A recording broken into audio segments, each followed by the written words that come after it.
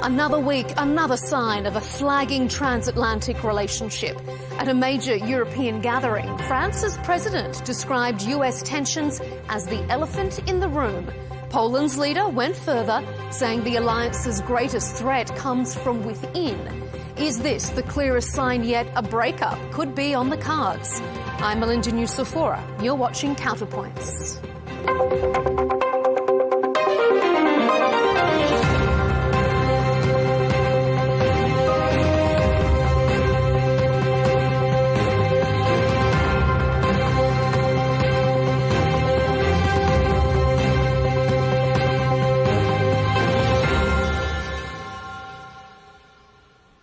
The NATO Leaders Summit is just 2 months away. Will US President Donald Trump be there? Given the current state of the transatlantic relationship, there's no guarantee. Tariffs, Greenland, NATO funding and now the Iran war. France's Emmanuel Macron has called this the moment of truth. We are experiencing the cost of our over-dependencies. When we speak about the American umbrella in terms of defense and security, let's be honest, this is the elephant in the room.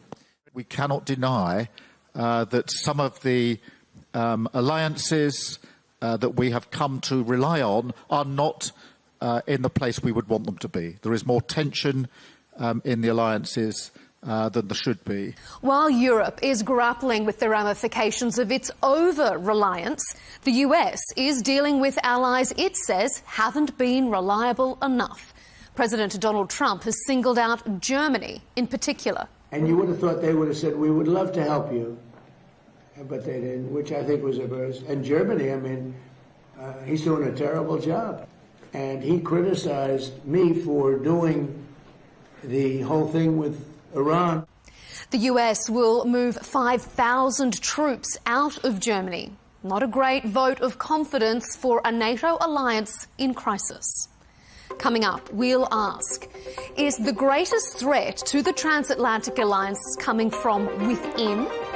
Is the US troop reduction in Germany a sign of things to come? And does Europe have the power and credibility to build a new world order?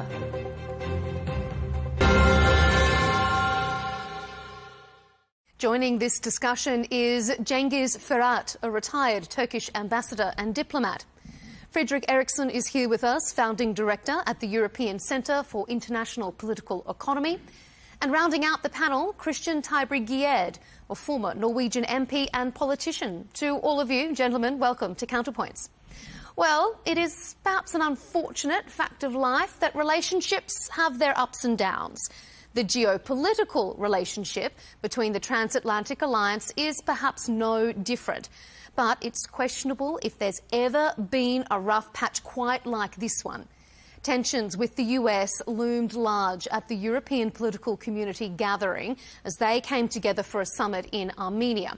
Now, what I think has been quite interesting, in the lead up to the summit, we had Poland's Prime Minister, Donald Tusk, writing on X, saying the greatest threat to the transatlantic community are not the external enemies, but the ongoing disintegration of our alliance.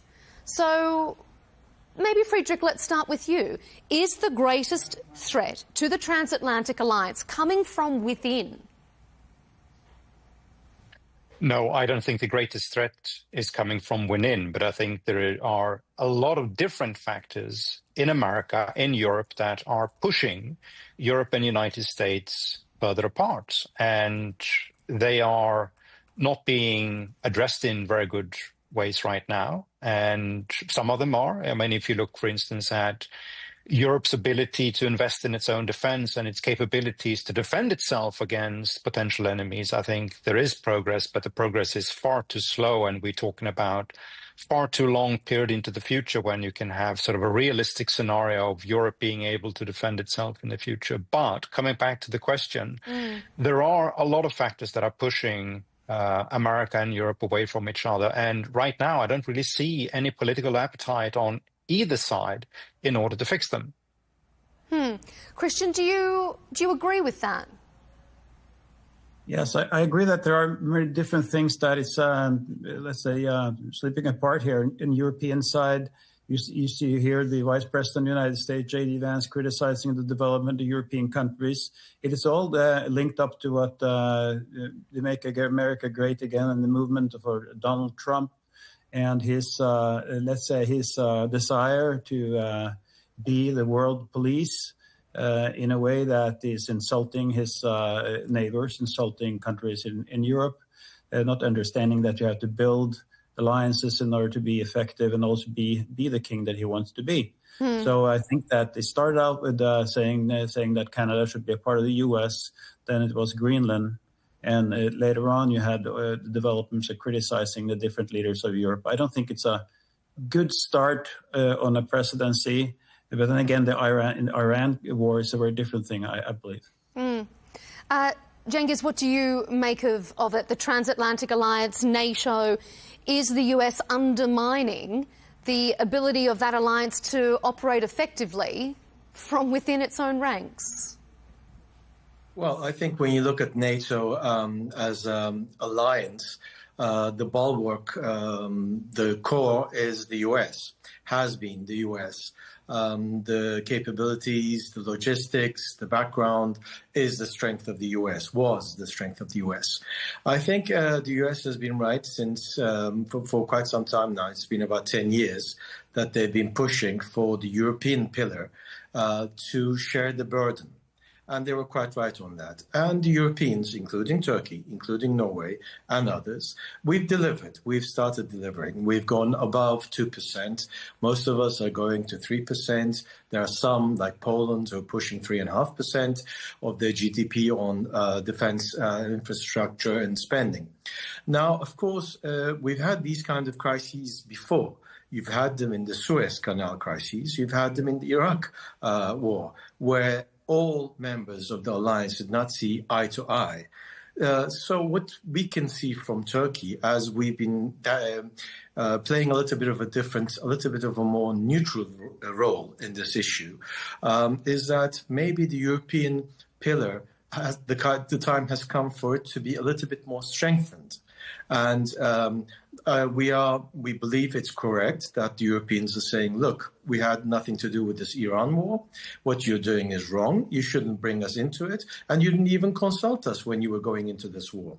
So the European allies were right.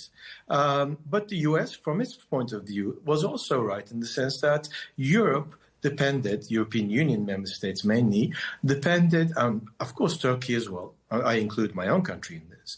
We all depended on the US for tens and tens of years. The time has changed, and we have to deliver, no matter whether it's going to be Trump or somebody else. I don't think this is going to change in the future, but Europe has woken up as well.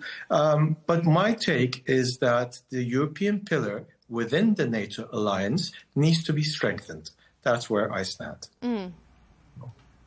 If I may, I think if you're talking about the Iran war, the Israeli-U.S. attack on Iran, I believe it's right that Donald Trump should have consulted the European allies there, and it's very hard to go in aftermath and ask for help when you need it, and not trying to explain to them what we'd like to do prior to the attack. But then again, I think it's not unprovoked what the U.S. and Israel did to Iran. Only weeks before that attack, they killed thousands of their own citizens. So it was a world community responsibility to do something about the terror regime in Tehran. So I think Israel and the U.S. did the right thing, but they didn't have a plan. They didn't have an exit strategy. And now there's first it was a regime change, then it was the nuclear weapons development, and then it was the Hormuz Strait, which was open when the war started. So I think that what the situation is now, I think they need to finish their job. I think they need a regime change in Tehran and not leave now. But I think now Iran is even stronger than it was because now you have the Revolutionary Guard having more power. And it's even more scary for the Iranian citizens, which are 92 million people. So I think they have to finish the job. Christian, could you not have, though, apply that same logic that you've just expressed there to Israel, given the civilian casualties we've seen in Gaza? I think it's very wrong because it's totally different historical perspective and the background on the different conflict. In Gaza, there was an attack by Hamas, and provoked attack by Hamas, killing 1,200 Israelis and Jews, 7th of October 2023. It's a very different that we have now. They're killing their own citizens, and you have a world responsibility. You have a moral, the nation should have the moral. I think also the other Arabic nations and the Middle East in general are not very much in favor of the regime, and they also like to get rid of it. They got rid of Assad in Syria, and I think it's smart for the Middle East, for the whole region. If they want to develop, as they have done in some other countries, the regime in Iran does not belong there any longer, and I think you need a change.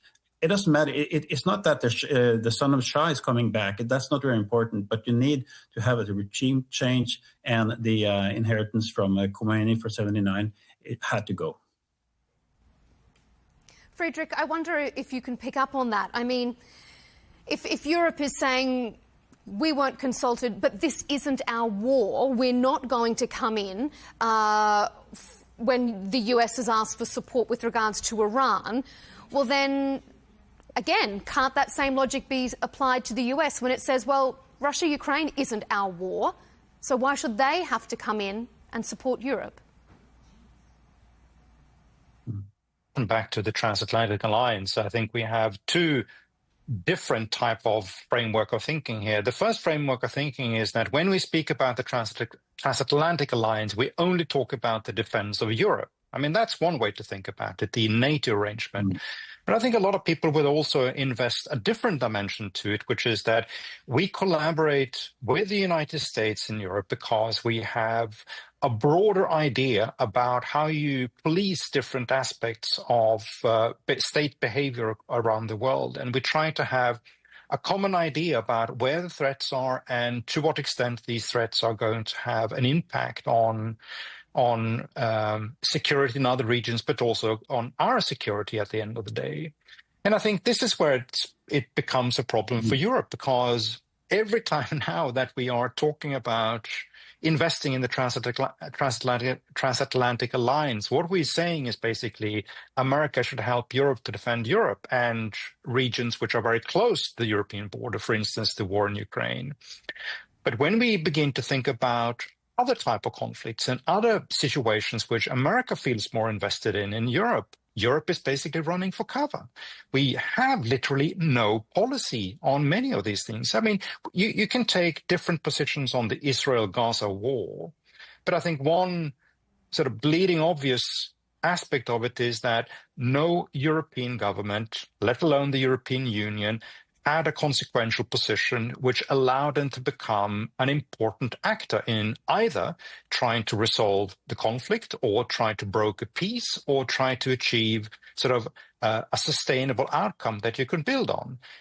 Most of the European leaders, Keir Starmer, Emmanuel Macron, Friedrich Merz, they basically only took positions when it became too difficult to manage opinions at home, rather than trying to actually shape an outcome in a different region.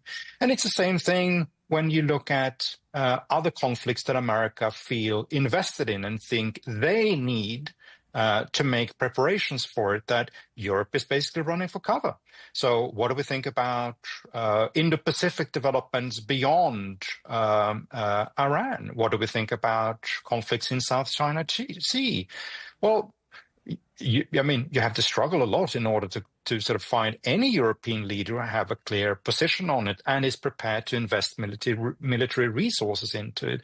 And I think this is the problem which is pulling America apart, and which is also we're seeing now in Iran, which is Europeans can say, well, it's not our war. We didn't start it. You didn't even consult us. But that's not a sustainable position when your trade, you have security and economic interests that are being challenged and you want to resolve them as well. So is this sort of the two-faced Europe, where you have one wing in Europe, which is also almost like sort of the Lord of the Rings, like hobbits. They just want to return to their own shire and hope that, the world is never going to be dangerous to us. And then you have another wing, which is sort of more anti-American and is trying to exploit the problems that President Trump finds himself in right now. So, for instance, Foreign Prime Minister Sanchez in Spain, who is obviously using this for political purposes at home. And it's not a good sign of a Europe who is trying to find its own position and making its own way in the world. But I think that it started off with Donald Trump being not very appealing to most Europeans. We used to have politicians start speaking a little less, little lower voice, and not being so bragging so much about themselves. And you have that feeling with Donald Trump. It's very difficult to accept his way of behavior as a president. It's Americans are more apologetic to his behavior. I think Europeans don't particularly like that behavior, even though people on the right in European politics don't think he's behaving that as just a statesman. And that's a very bad starting point, I think. But there are other parts of this U.S.-Norwegian and U.S.-European relationship is that they are, militarily wise, thousands and thousands and thousands of military soldiers and commanders and generals and colonels in Europe, defending Europe on behalf of the NATO alliance. You have defense industry, which is huge in Europe. You have Lockheed Martin and Raytheon, General Dynamics, and all the others selling for billions of dollars to European allies. If they don't have that, if you have a European constellation on defense, we will not continue buying weapons from the United States. And there's going to be strong voices in the United States against the presidency of the United States to stay in Europe. They need the market, because if you don't have any friends, you don't have a market for defense industry. And I think that the Lockheed Martin and the big companies are telling Trump that, because we will develop our own weapons, we will develop our own defense systems, we will get our own all kinds of surveillance also. I think we will develop that in Europe, and then we wouldn't need the American defense industry as much as we do today. Cengiz, what do you make of that? I know that Turkey has such a strong defense industry. Well, I agree with the fact that European countries will develop their defensive capabilities, but it will take time. We're talking about $400 trillion worth of investments that have already been done within NATO alliance. To come to that figure in a short period of time, it's impossible. Medium term, let's see. When you look at Germany and France, for example, trying to build a sixth generation fighter plane and not agreeing on it, it's not too productive for the future, let's say. So there's a lot of important aspects like AI, big investments on data, on, okay, the Swedish are going to build the next communications aircraft, etc. But these are small steps in comparison to a lot of the big issues, which I'm sure we all know. Now, concerning NATO, I think the Ankara NATO summit that is upcoming in July this year will be very crucial. If we can get everybody there and agree not to have a fight, I think that will be the best outcome of that summit. The future for NATO and the European pillar in NATO is very important for me. I think no matter what happens, no matter what the US says, the European pillar is going to strengthen, has to have a moral voice of its own. And like the previous speaker said, yes, Europe also has to come to terms with the fact that, yes, we do have to have in the European Union, but also not only in the European Union, in Europe, some say about what's going to happen with China, what's going to happen with India, what's going to happen in the Caucasus, what's going to happen in South America, what's going to happen in South Africa. If NATO is dragged in its neighborhood one way or another, yes, Europe has to grow up a little bit. It's going to happen very fast. It has to happen very fast. There's no other option. Like I said before, the US is not going to change after Trump. They've put there forward, I'm sorry, maybe one of the commentators could clarify. They had this strategy for their own near abroad strategy in the national strategy document that they came up with. And it had nothing to do with Europe.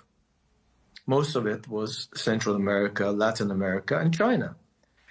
Middle East, of course, this is something different. I disagree with my Norwegian colleague about some of the past concerning the Palestinian issue.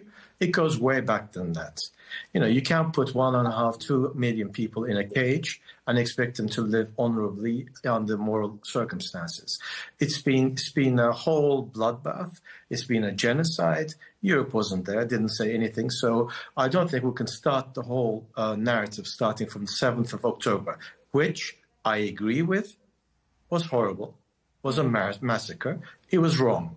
But you cannot start this whole thing saying everybody's right, that it starts from the 7th of October. That's just a parenthesis on that issue. Mm-hmm. The transatlantic alliance itself, let me finish the phrase. The transatlantic alliance itself, I think we need to work on it on both sides of the Atlantic so that cooler heads, a little bit more strategic thinking heads prevail going forward. We need the NATO alliance. We cannot replace it that quick. We need it, and we need to work on what we have. Why do we have to invent the wheel from scratch all over again? Mm-hmm. All right, Friedrich, I'm going to bring you in a moment, but I just want to get a direct response, Christian, on... You were talking about Europe needing to strengthen their own defence. Do you think, then, that Turkey could be a good partner in that defence? Turkish officials have said that they feel slightly snubbed, given that they weren't included in Europe's SAFE programme. So do you think that Europe should be turning more to Turkey in times like this? Turkey is closer to many of the conflicts in the world as we see today. So in that sense, yes. But if you look at the defense of Europe, I disagree, because you have countries in the southern part of Europe. It's not, NATO is not working like it's 32 nations all going for the same war. It doesn't work that way. We have building closer allies together in order to defend part of the, let's say, the Arctic. You cannot have 32 nations in the Arctic defending Arctic against Chinese influence, for example. So there will be the people that the countries that have an interest in the Arctic will defend Arctic on behalf of the NATO alliance. That's how it works.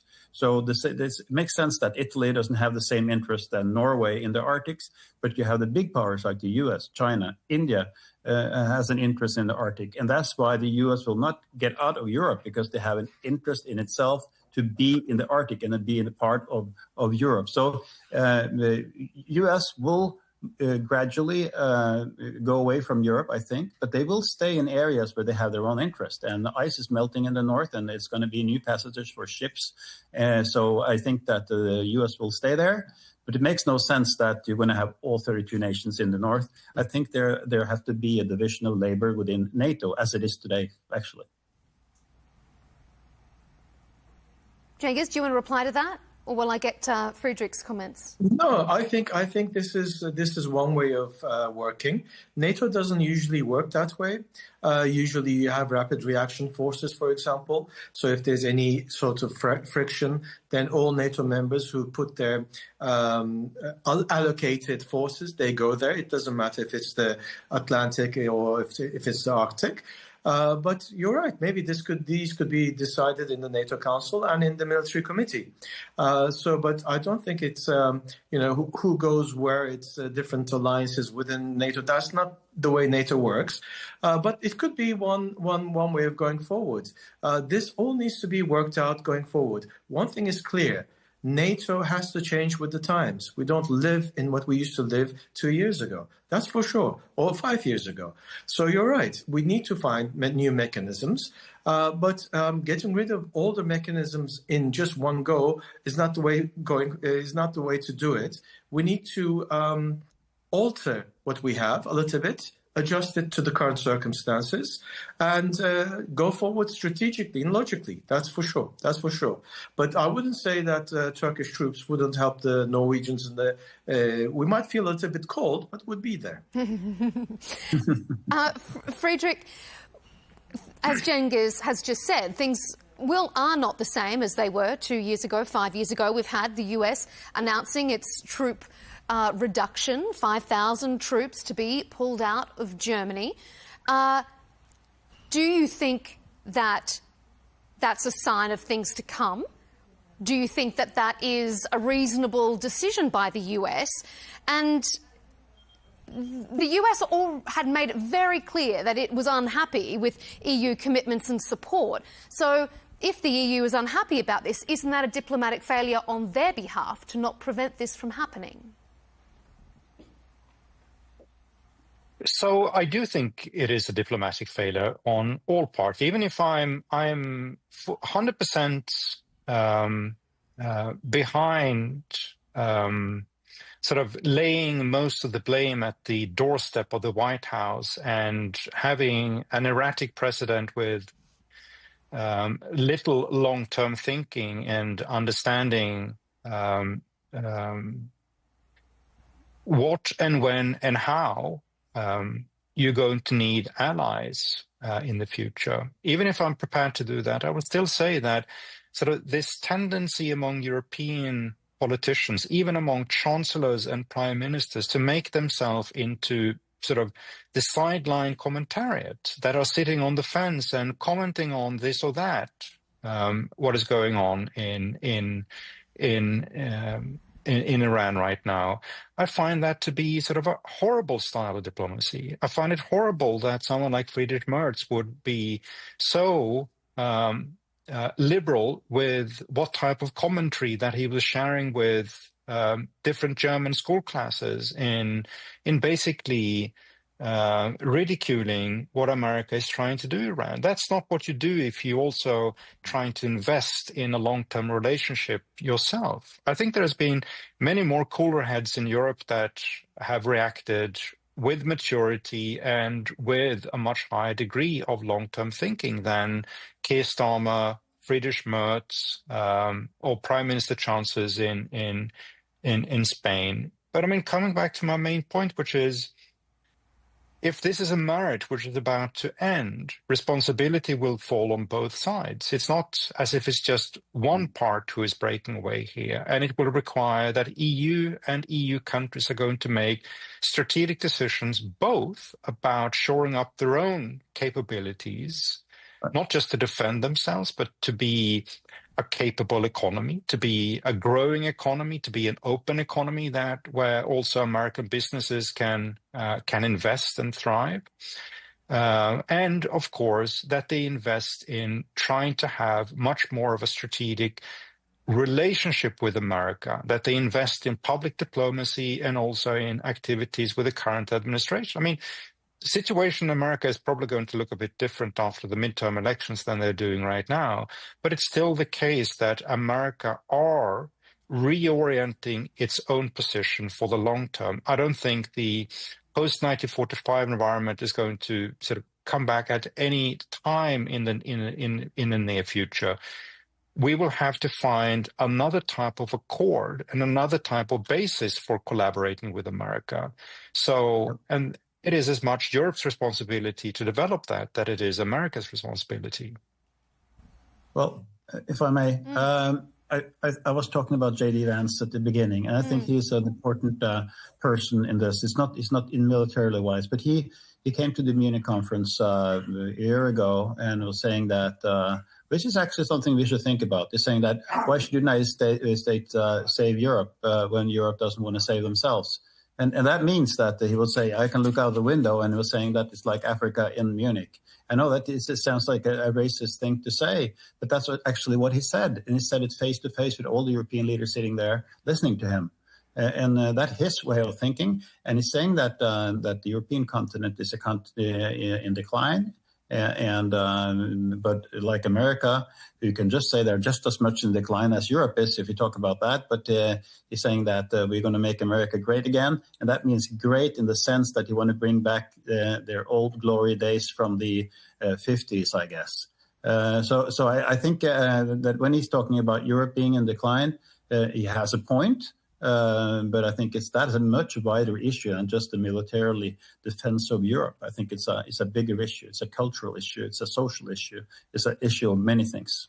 Christian, do you think that this US troop withdrawal from Germany is just the start? Would you be surprised if you saw more troop withdrawals? And would that be a welcome or a risky development? I see this as a way for Trump to actually telling Europeans to teach them a lesson. if you don't listen to me, this is what I can do to you. And I think it's not how you build friendship and alliances. It's not how you build a strong military. And I know that these soldiers that has to move going back to the U.S., I guess, their families, they're going to be angry about this. So it's not just, they're not pawns that you can move around in the world. These are actually families. These are soldiers. These have kids in school. These are people. And they're going to be angry about this, I guess, if not all of them, and many of them, because they enjoy what they're doing and they think that they have European friends and allies in Europe. They're working every day together with them, and suddenly they're moved somewhere else. I think this it is not a sign of the future. It's a sign of Donald Trump's very fast decision-making, and it's not making Europe stable and more stable, and it's not making NATO more stable. It's making just a lot of erosion from within NATO. But I don't think it's going to do the same thing in other places, just because I said earlier that the U.S. has an interest in Europe also. They're pretending, like I'm saying from Norway's perspective, in the Arctics. They need to be there, and they're not there. If they cannot help us out, why should we invite them up there? So they have some other interests also in Europe that they should be very aware of, in addition to all the trade that they do. With Europe, they need to be friends with Europe. They need friends. They don't have friends no longer. Ambassador Ferhat, how does Turkey read this troop withdrawal? Would you be surprised if you saw more? And do you think that puts the European region at more risk, or do you think it's a welcome development? Well, I think some of the troops that they're withdrawing now, the 5,000 people that they talked about, it corresponds, if I'm not mistaken, to the Tomahawk cruise as well, which is approximately 5,000 people who are going to be manning these new Tomahawk missiles that were going to be put in Europe to defend Europe in long-distance fighting, etc. So these are quite strategic moves. So I don't see it as, you're right, Christian. I think he is making these, I'm going to punish you kind of attitude. But at the same time, he has weight behind it. Some of the moves that he's making will hurt Europe because Europe doesn't have something to replace it with at the moment. The Arctic, I was laughing. I'm going to make a very bad joke. You don't have to laugh it, but, you don't have to invite him. He's going to take Greenland. That's what he says. Whether you invite me or not, I'm coming, he says. But putting this aside, being serious, being realistic, I think these are a little bit too much from Trump. I think we're getting used to him. Of course, nobody will agree to Greenland. Nobody will agree to Canada. Nobody will agree to anything, including, I'm sorry to say, nobody agrees with how they proceeded with Iran. You don't do a regime change like this. It might have worked in Venezuela, but it didn't work in Iran, and it will not work in Iran. There's a probability that they will go forward even more with ground action. It looks that way. It looks like there's a buildup, but that's not going to bring a beneficial result for the whole world. This is my point of view from Ankara. You might disagree with me from up there in the north, but let's see how things proceed. Well, I think they have a different perspective on the Iranian war. I think we cannot sit and look at the regime killing its own citizens like that, slaughtering them, and sit around like you have to sit around the table and discuss. So that's my point of view. I'm not saying if they're not going to succeed, they're maybe not going to succeed, but just to sit down and say, well, we have to accept this because it's a different regime and we cannot go in there and change it. Well, I think it's a very passive way of looking at the world, and I think it's very important that we stand up for social and freedom and the liberal values that we believe in. And we cannot have an Iran with nuclear weapons. We cannot have an Iran slaughtering its own citizens. We cannot have the Iranian regime as it is today. And we cannot sit around a table to discuss how to remove the Iranian regime. We have actually to act. But they have to act together, not as Israel and the U.S. going it alone. We agree to disagree. Which is what we love here on Counterpoints. That's exactly why you're both here. Former Ambassador, you mentioned Canada there, and that leads me on to this final segment that I want us to talk about, because it is something that Canada's Prime Minister Mark Carney said when he was speaking in Yerevan at this European leaders gathering. He said his country and Europe will not submit to a more brutal world, I'm quoting there from him, but instead be the base for which a new international order can be rebuilt. A notion that perhaps Beijing and Moscow may feel uncomfortable with, given their attempts to create an alternative poles of power. So, Friedrich, does Europe have the legitimacy and the credibility to help build a new world order? And can and should they do that without Russia or Chinese involvement?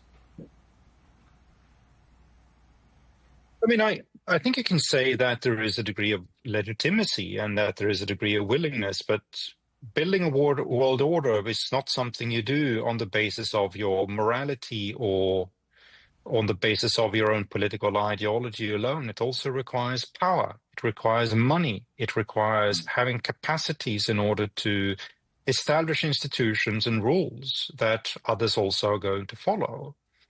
And I mean, I think sort of what Mark Carney is saying is, in a way, it's pretty obvious and it's pretty clear, and I think it's pretty good. In another way, he's trying to create tension where perhaps there isn't that type of tension. I mean, we do come from sort of a couple of recent experiences which have sort of rather proven that the system we had was no longer capable of achieving things.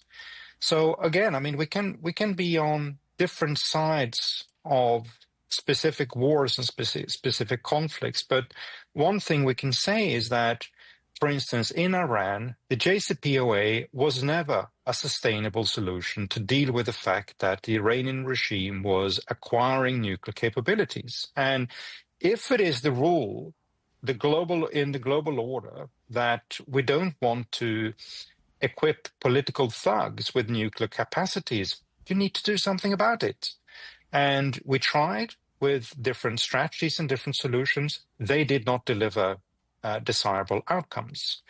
If we look at the Israel-Palestine situation, it's a conflict which has been going on in different cycles for a very, very long time. And sort of the situation we had was just not sustainable. And things that are not sustainable will at some point end. And they're going to end in outcomes that will force other type of responses. So the problem with the world order that we came from is not so much that Donald Trump decided to break up with it. It's much more connected to the fact that it wasn't capable of dealing with the type of conflicts and the type of power competition that we have right now.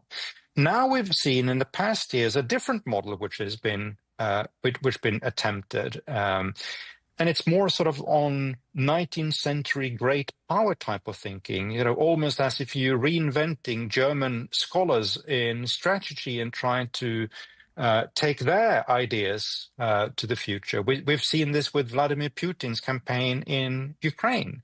A great power theory here, which is that a larger power is just going to absorb a smaller power that is not capable of defending itself against an actor which have so much more military capacities than itself. But it turned out to be wrong. I mean, it's pretty embarrassing for Kremlin that sort of 4 years into this war, they can't make any advancements. They can't win.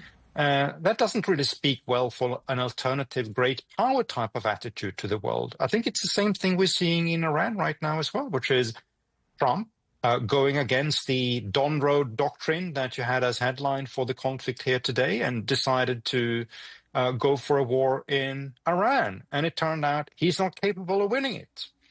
I am pretty sure that if China is going to attempt hostile moves on Taiwan, they're also going to find that they can't win it.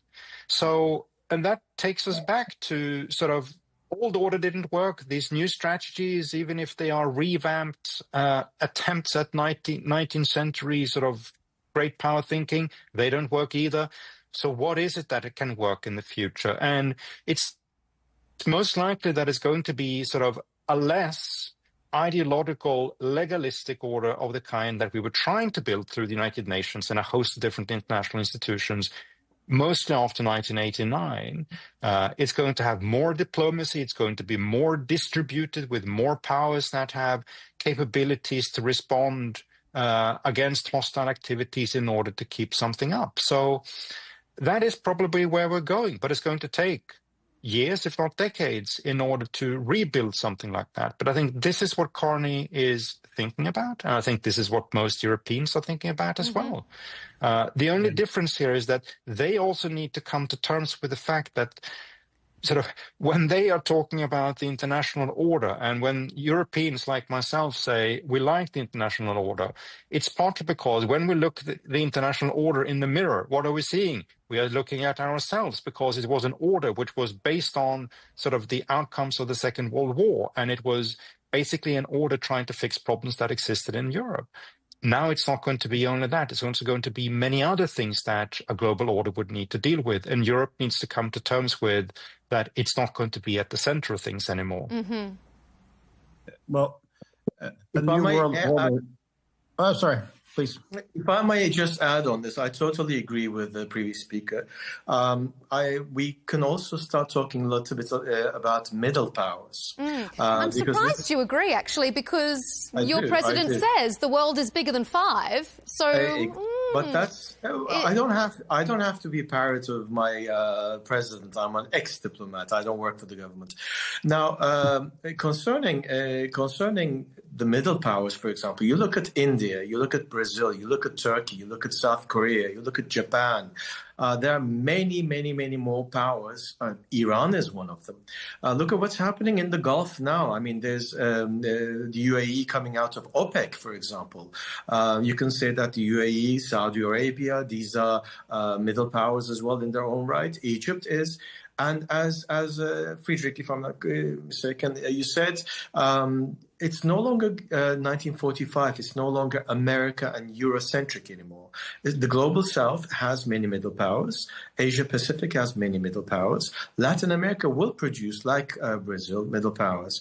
We're going to go much more into a phase of diplomacy, multilateralism, but at the same time, we will also have 19th century strong, this I'm the strongest and I will beat everybody else kind of attitude ongoing as well. So this recalibration of the world order is happening all at the same time. I don't think we can say this is where we're going. I think we will end up having to balance all of these pulls and pushes from all directions. And middle powers working maybe, for example, in the Arctic, as Christian was saying, maybe certain countries will get together and decide, look, this is what we need to do in the Baltics. This is what we need to do in the Arctic. The Mediterranean powers, and those who are interested in the Mediterranean, able and willing to do something, will be more involved in the Mediterranean. And maybe Turkey is going to say, look, I don't care about what's happening between Taiwan and China. I care diplomatically, I care politically, but am I going to send troops there? I'm not quite sure. But Japan will say, yes, I'm involved. It's my hinterland. So this is where we're going, as far as I can understand. I think what interesting was Eric was saying that in a way saying there's not a winnable war, and I agree with that. But what comes with that? It comes human suffering, and it comes a trade disaster, meaning standard of living is going down so fast. During World War II, when you have a total surrender of Nazi Germany, that days will probably not come back. Meaning that we have to look at other ways of actually trying to win wars in a way. And I think that's what China is doing. China is taking a position. They're not losing a soldier, but they're still increasing its power to its way of doing trade and development and technological and also resources, of course. And that's their way of doing it. And they're building a strong military, but they're doing well. Their citizens are actually doing well economically. And if you compare the standard of living in China from 50 years back in time, it's incredible how they've changed. And they've done this without really fighting big wars. And so maybe war is not the solution. And the New World Order that Canada was talking about, maybe the total war is not possible. It's not winnable, even though you talk like Donald Trump. You cannot win the wars anyway. So maybe that's a good thing. But I think that to believe in the international institutions and the multilateral institution is also very difficult, because you have a lot of powers within in the UN, for example, that are not democracies and are not then they have their own people are suffering, and that meaning that they have a vote as everybody else is also something that we cannot accept, I think. But I don't think it's a good conclusion of this debate. There is not such thing as a winnable war. Friedrich, do you want to... But there is a winnable peace, and I think this may also be something to look at, which is... Absolutely. I mean, I think it's instructive to look, for instance, at Vietnam. I'm not that old, so I do remember the Vietnam War, but at least I'm sufficiently old to have been living at the tail end of it, and having understood the tremendous and paradoxical situation, which is that America gets dragged in to war, which it fights with a small degree of domestic support at home, and it's basically losing the war. But then it's winning the peace, and it managed to sort of win the peace in such a way that the relationship that America has forged with Vietnam over the past 30, 40 years is, I mean, you have to pinch yourself in the flesh to make sure you're alive and awake when you look at what happened. So there is that opportunity, which is that you can actually build something also on the observation that you did lose the war, and you need to start to behave differently. But I don't think it's going to happen with Trump. I don't think it's going to happen with Vladimir Putin. But it can also happen with the help of many other middle powers and others that make investments in other forms of arrangement than great power tactics, or sort of a more naive ideological multilateralism of the kind that a lot of people sort of started to talk about after 1989. We're almost out of time, so I've just got a very quick sort of rapid-fire round, a question for all of you before we wrap up. Cengiz, let's start with you. If you're talking about the rise of middle powers, this new world order, how do you think the US will react to this new world order? Will they accept it, or will they rail against it? I think already they're reacting against it. Every empire, after 200, 300 years, it's a cycle, they go down. And it's the end of the empire, I think, as we see it for the US empire, if you can call it as a US empire. China, of course, is the biggest threat as far as the US is concerned. But European Union is just as the biggest, a big force to be reckoned with economically. If it gets its acts order, politically and defensively, security-wise, it can be a very good player, big player in the world. But also, these are not the only three poles. There are other countries like Canada, like Turkey, like Brazil, like India, like Saudi Arabia, like Egypt, etc., Malaysia, Indonesia, Japan, Korea. So there will be middle powers who will be playing a major role. And I think this is having an effect on U.S. policy at the moment. I think these are the last days of that empire. They need to understand this, and it's going to happen. And I think the Iran war has started teaching them a lesson.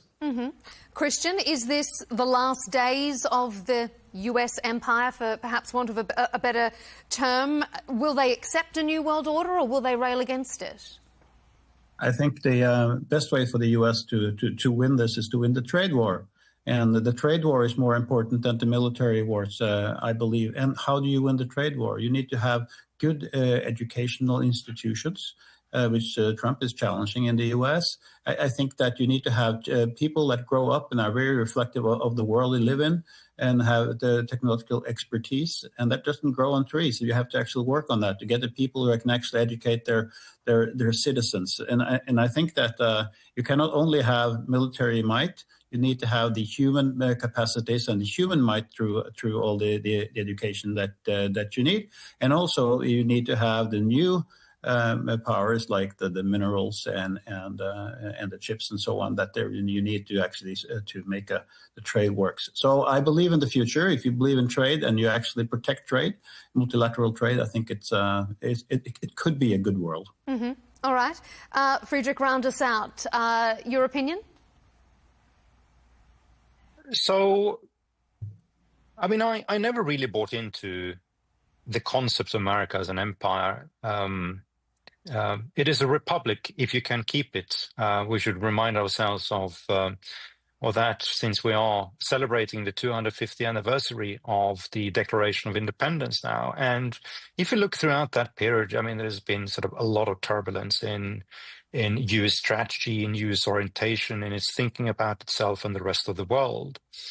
I think we all should avoid too much linear thinking and sort of forecasting on current trends. I mean, some of the stuff that we've seen in the past 30, 40 years belong to the most non-linear events that we've seen in world history.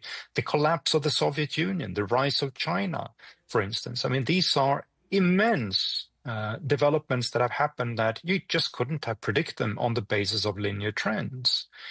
So if we think about sort of the different sources of change and turbulence in the global order right now, I think there are some of these sources that actually speak in favor of America. Technology and the technological modernity is one of them. If you look at which part of the world that is building the strongest endowments and capacity for a new technological modernity, I think you are going to find that in place 1, 2, 3, 4, 5. You can rank United States there, and then perhaps China comes a few notches below. But endowment-wise, entrepreneurship, innovation, America is now basically out-rivaling other powers in its capacity to shape it for the long term. That's going to matter. It's going to matter probably equally to the volumes of trade or what type of trade agreements that we have in the future. So it's difficult to say, but I think it's bleeding obvious that the America that we're going to see 25 years from now is not going to be the America that we had 25 years ago. It's going to be an America which is repositioning itself a bit vis-a-vis the international order.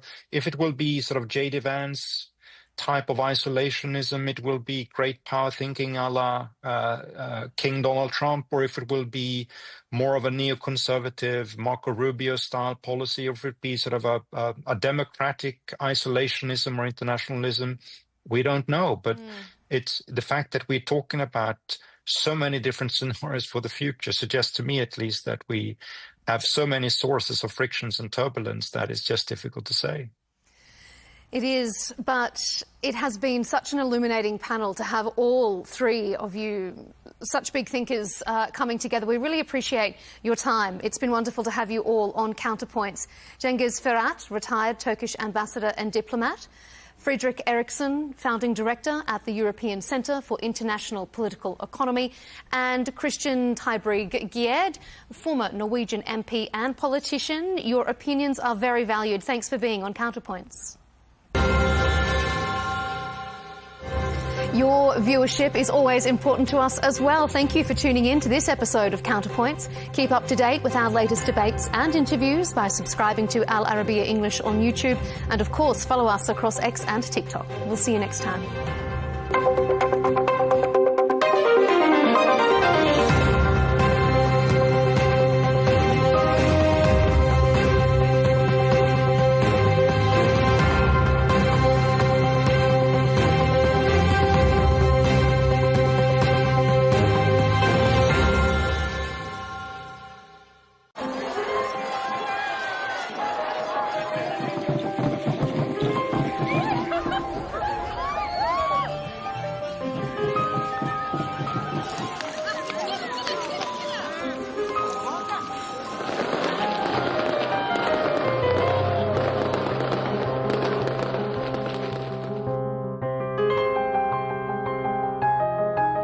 Life is meant to be a celebration.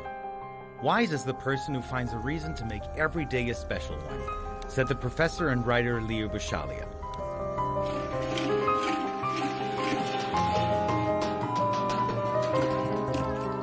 Why do we love to celebrate? To be perfectly dressed, surrounded by people, confetti, cake, and fireworks. Thus sharing a moment of happiness or sadness with others. Meet a human need to celebrate or to heal.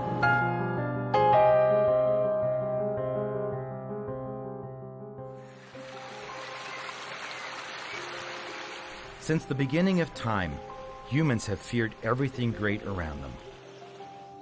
The sun, the moon, the water, and the air.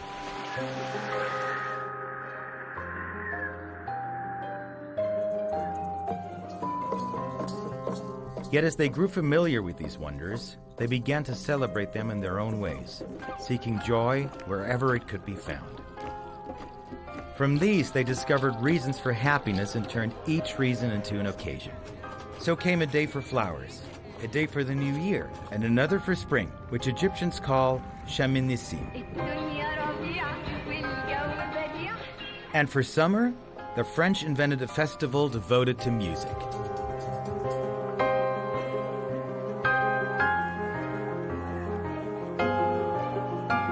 The 21st of June. When the day stretches longer than the night, and its warm sun, long awaited by the people of the Mediterranean, shines after months of rain and snow. But in France, the 21st of June is not just the first day of summer. On this French day, the streets become a theater without walls. Ticket windows disappear. The red velvet curtains rise, and music is set free, flowing into every corner, crossing the borders of France to more than 120 countries that now celebrate this day as their own. La fête de la musique.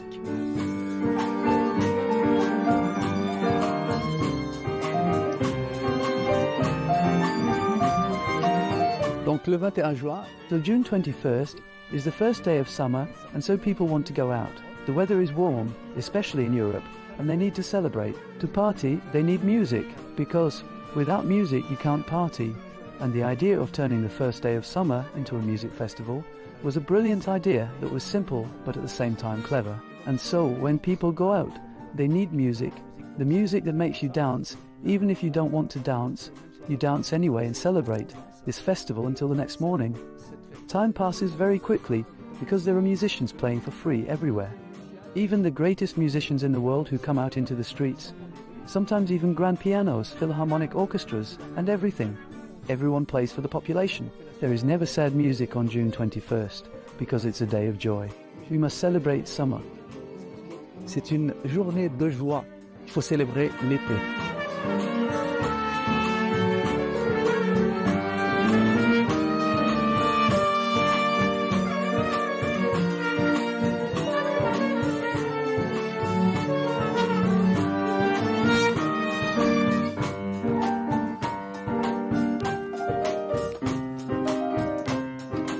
This day was first announced in 1982 at the initiative of the then French Minister of Culture, Jacques Long. Known for his saying, "Music will be everywhere, and the concert will be anywhere."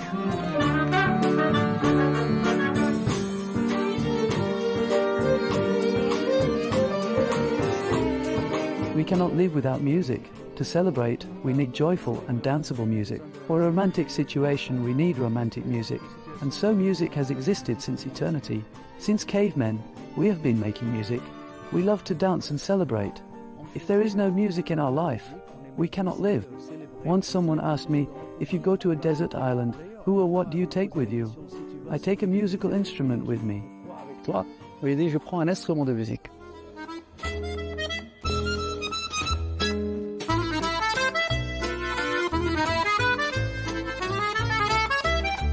So we celebrate for many reasons. We don't only celebrate because we enjoy. Sometimes we think that celebration is only a kind of happiness we're enjoying or traditional or even a ritual, but it's much more than that. We need it as, it's something we need as human beings.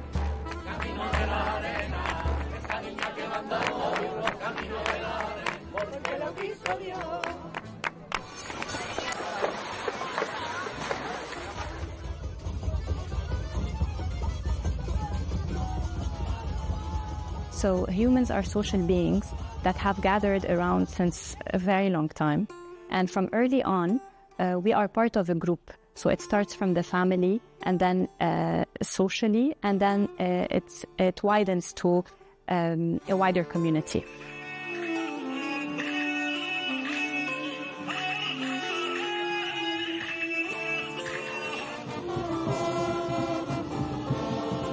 Today it's music, but since the earliest years of known history, humankind has embraced many occasions to celebrate and to give symbolic expressions to the renewal of time and a lot more.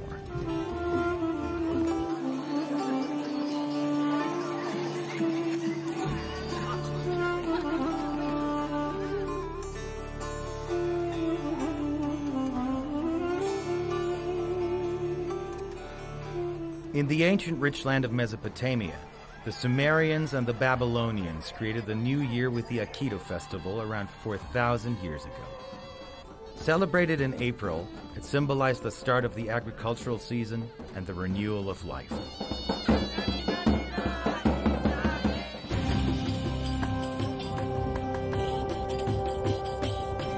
And it was Wepet-Renpet, the opening of the year in ancient Egypt around 5,000 years ago, marking the annual flooding of the Nile River.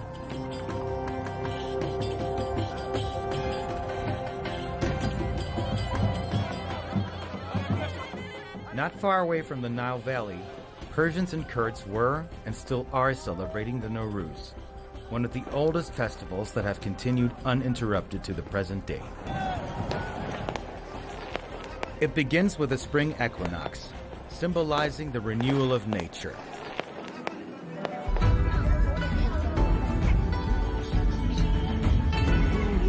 It is one of the oldest celebrations still observed today as well, and it follows the lunar calendar and falls between late January and mid-February.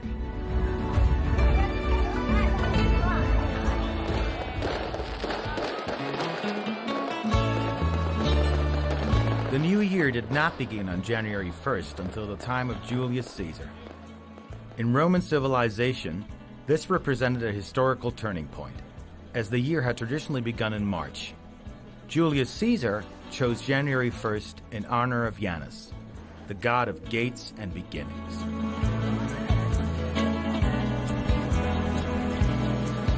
Throughout history, one joy has been shared by all, yet it blooms on different days and dances in so many ways.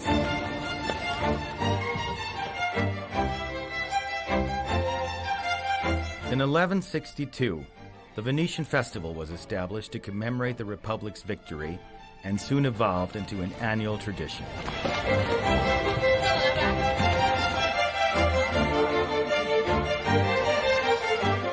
Every year, on the 25th of April, a festival of iconic masks that dissolve social boundaries takes over Venice.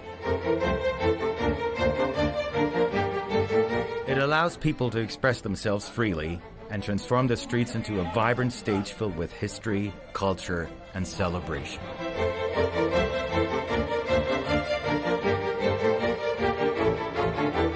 We don't only come together around joyful moments, but we mark painful ones. We gather after loss, we create rituals around difficult experiences, not because we enjoy those feelings, but we have a space to feel more accepted.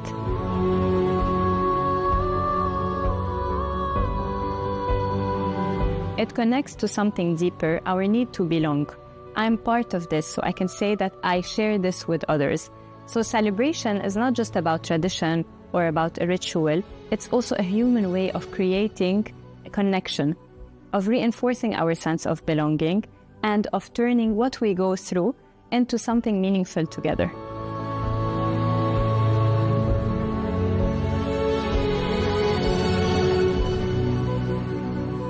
One day we celebrate women, teachers, mothers, fathers, labor, Earth Day, while other days we are meant to commemorate, not to celebrate.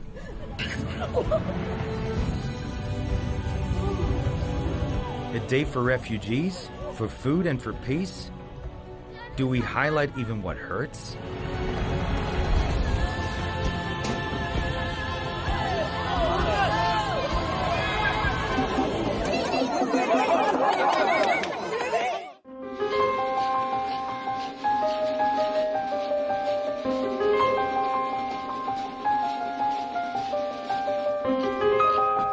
But do we celebrate too much? Does it help generations understand history? Does it bring society together? It was once said that to be human is to connect. When we stop connecting, we start to die. Is it true that happiness is doubled when shared, and sadness is halved when shared as well?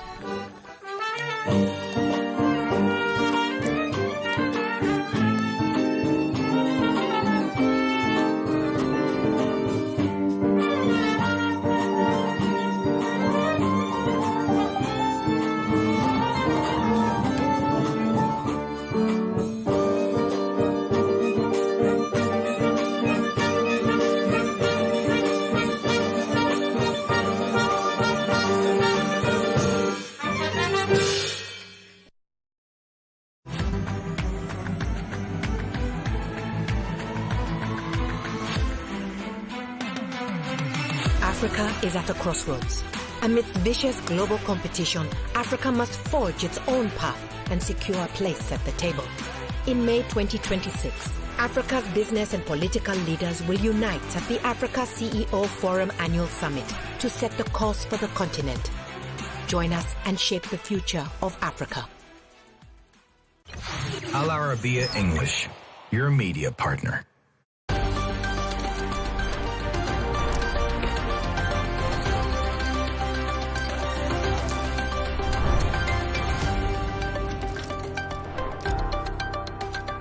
Hello and welcome. I'm Leigh Ann Gerrans and you're watching W News Extra, broadcasting live from the Al Arabiya studios in Riyadh.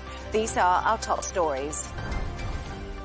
Trump brands Iran's peace plan proposal stupid and claims the ceasefire is on life support. The British Prime Minister vows to prove doubters wrong in a key political speech as he faces growing calls to resign. India's Prime Minister Narendra Modi urges citizens to take austerity measures to tackle the ongoing fuel crisis caused by the Iran war.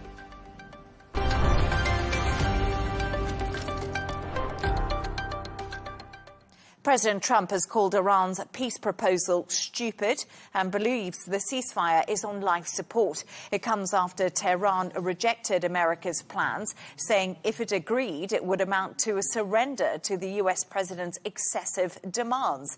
To discuss this and all of today's stories, I'm joined by our Washington correspondent, Sarah Firth, and broadcaster and presenter, Jono Hayes. Sarah and Jono, as always, great to have you both on the show with me. Sarah, just before I get to your question, we've had a reply from Iran. We've had a reply from the Iranian parliamentary speaker, and he said his country's military stood ready to teach a lesson to any aggressor on Monday after US President Donald Trump warned the ceasefire in the Middle East was hanging by a thread. So I think it's fair to say both sides have rejected each other's proposals.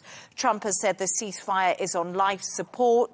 Now we're hearing Iran is standing ready to teach the US a lesson. What happens now?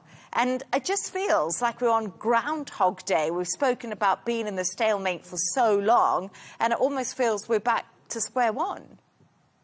Yes, Leigh Ann, and look, you can see that escalation in the rhetoric. You bringing that breaking news there of the response from Iran. We've heard President Trump today describing the ceasefire that was fragile from the start as on life support. There is that real concern now that we're going to perhaps get back into kinetic warfare, but there aren't many good options on the table. And when we speak about square one, it depends what date we're starting from. Because remember, before America took this joint action with Israel against Iran and went into this conflict, you had the Strait of Hormuz open.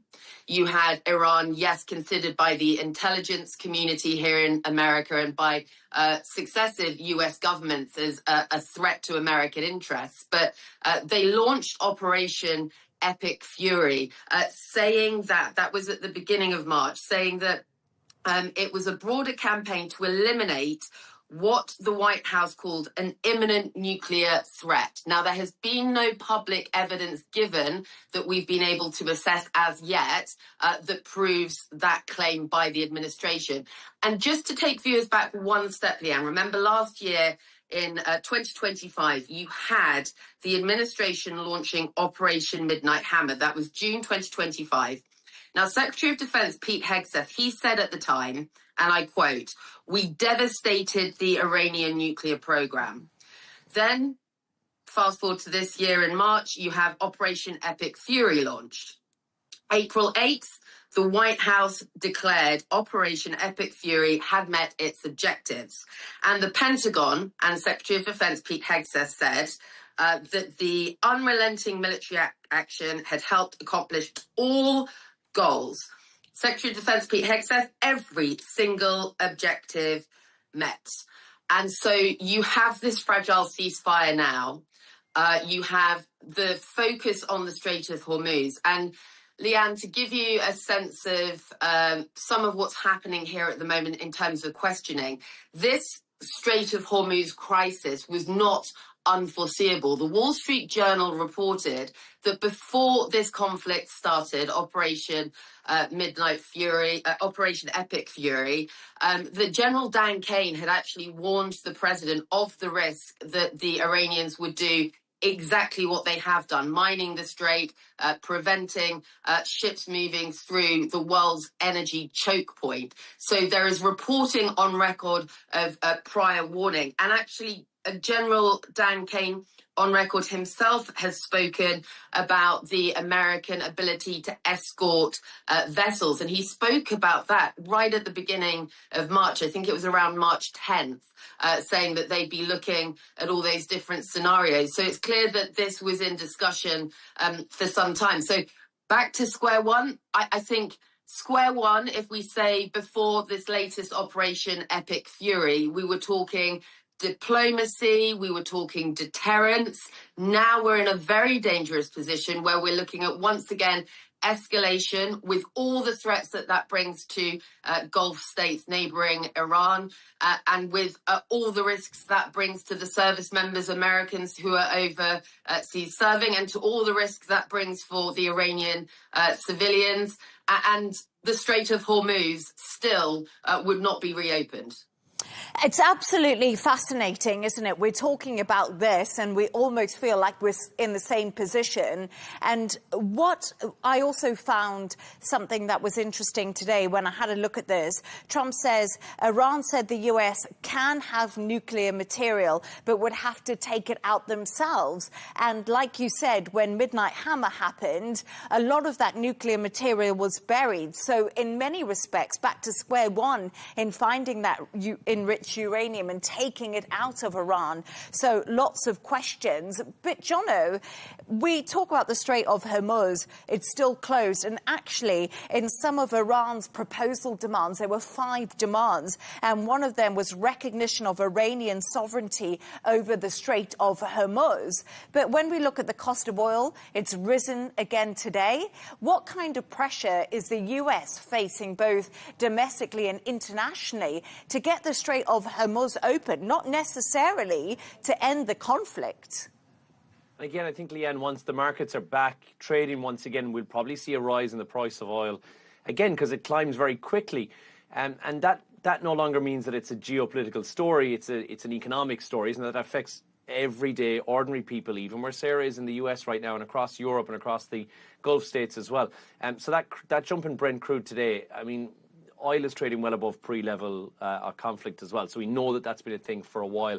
And with so much of the world's oil supply coming through the Strait of Hormuz normally, even the threat of the disruption, like what we're seeing now, is just, there's a massive knock-on effect. And we see this nervousness in the global markets as well. So for the US, and I guess for people on the street, the difference will really quickly feed into petrol prices, the transportation costs, the inflation fears. You know, Americans are really sensitive when it comes to that, politically speaking anyway, to fuel prices. And that's always kind of had a direct impact on the approval rating of the president as well. So it's not a great look if things are climbing. So internationally, I guess you're looking at the pressure from allies in Europe, allies in Asia as well, like countries like India. We'll talk about that in a while, but 90% of their oil is coming in. So China, they're the world's largest crude importer as well. So any prolonged instability like this is going to make it an economic issue that is global more than anything else. So the thing for the US is, and we're getting more details about this now that we know how much percentage-wise of the US oil is actually US oil, and it's about 70%. So you're looking at about 30% that's coming from Canada or other countries as well. And I actually thought there'd be a lot coming from Venezuela, what with the, I'm not going to call it an acquisition, but you know that's kind of what it was. But 1% is all that's coming from Venezuela. So that's interesting. Where the pressures will come in to play from an international point of view, I think, are probably airlines, things like shipping companies, manufacturers as well that all trade with the US, because they'll all be watching this really closely. Any of that sustained higher energy prices that we're seeing at the moment, that's got a ripple and a crippling effect through pretty much everything, food prices, travel costs, you name it. So I guess Washington probably wants to maintain that political pressure, but there is going to be growing international pressure to prevent this from dragging on much longer. So not great that we saw this response from Iran today. Again, I do think you'll have a knock-on effect with that for tomorrow. Now, what President Trump did announce, and I think this is probably a solid effort on his part, is that temporary federal gas tax suspension. Now, I don't know a stack about it, but I know that it's about 18.4 cents per gallon of a federal gasoline tax that's in there, and that's what's going to affect it. Now, it still hasn't been approved by Congress, but it's going to lower the prices at the pumps, which I think is what's important for the everyday person in the street. It's not going to freeze the oil prices. Again, that will have a knock-on effect. But global oil prices will be driven by the entire conflict, the Strait of Hormuz, the disruption that's there as well. So, yeah, there'll be a bit of that gas, that tax relief on the proposal that's in there as well. But from Trump's recent statement, there will definitely be a knock-on effect once markets are back open. From Iran's response now, we'll have a knock-on effect as well. And yeah, there's a bigger picture that's at play here. There's a humanitarian story that's at play that we're not going to see the results of for 3 or 4 months, because what we've forgotten, and until I saw this in the news today was unaware of as well, is of course there's a fertilizer shipment, and countless of them, which are stuck in the Strait or haven't made it through. So what we'll face 6 months from now, because of African and Asian planting season, is about 45 million people who are at risk of a possible hunger crisis.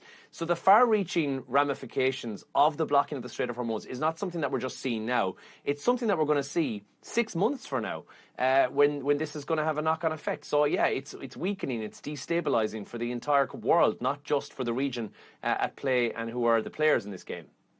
And guys, do you know, just very, very quickly, sorry, Leigh Ann, it's just worth pointing out, because I spent a few hours going through, this is all on, if you go to the White House official page, if you go to the Pentagon's official page, this is all of the inconsistencies in the way that this is played out according to the administration's own words, is on record. So they're claiming their objectives have been met, but the Strait of Hormuz is closed. You've heard President Trump call this ceasefire now on life support.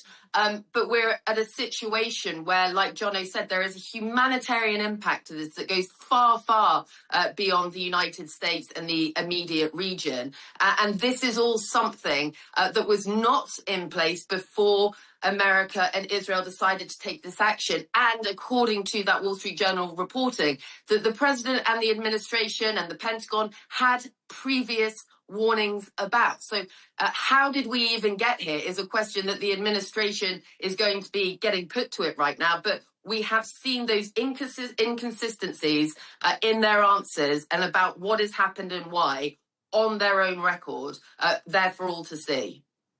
And another line that's coming out of the Treasury today, the US Treasury, is US issues new Iran-related sanctions. And we've also seen sanctions from Europe too on Iran, which will imply that they're trying to ramp up their economic pressure on Iran, which they seem to be looking as some sort of off-ramp at the moment. But thank you so much for your thoughts on that. Stay right there as we move on to another story.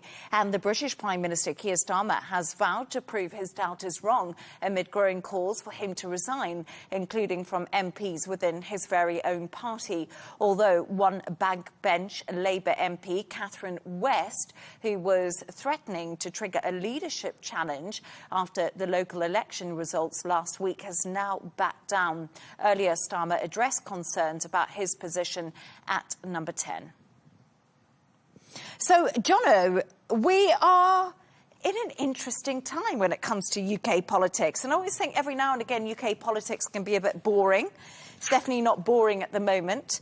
So what do you think? Can Starmer survive this latest blow? Because those local elections last week was a bloodbath for Labour. There's no other way to dress it up. No, there's not. And if an hour ago I would have said probably he'll hold tough for a little while. And I think what a lot of people wanted was for him to at least make a plan, be it succession or be it a general election, or make some sort of a plan for stepping down.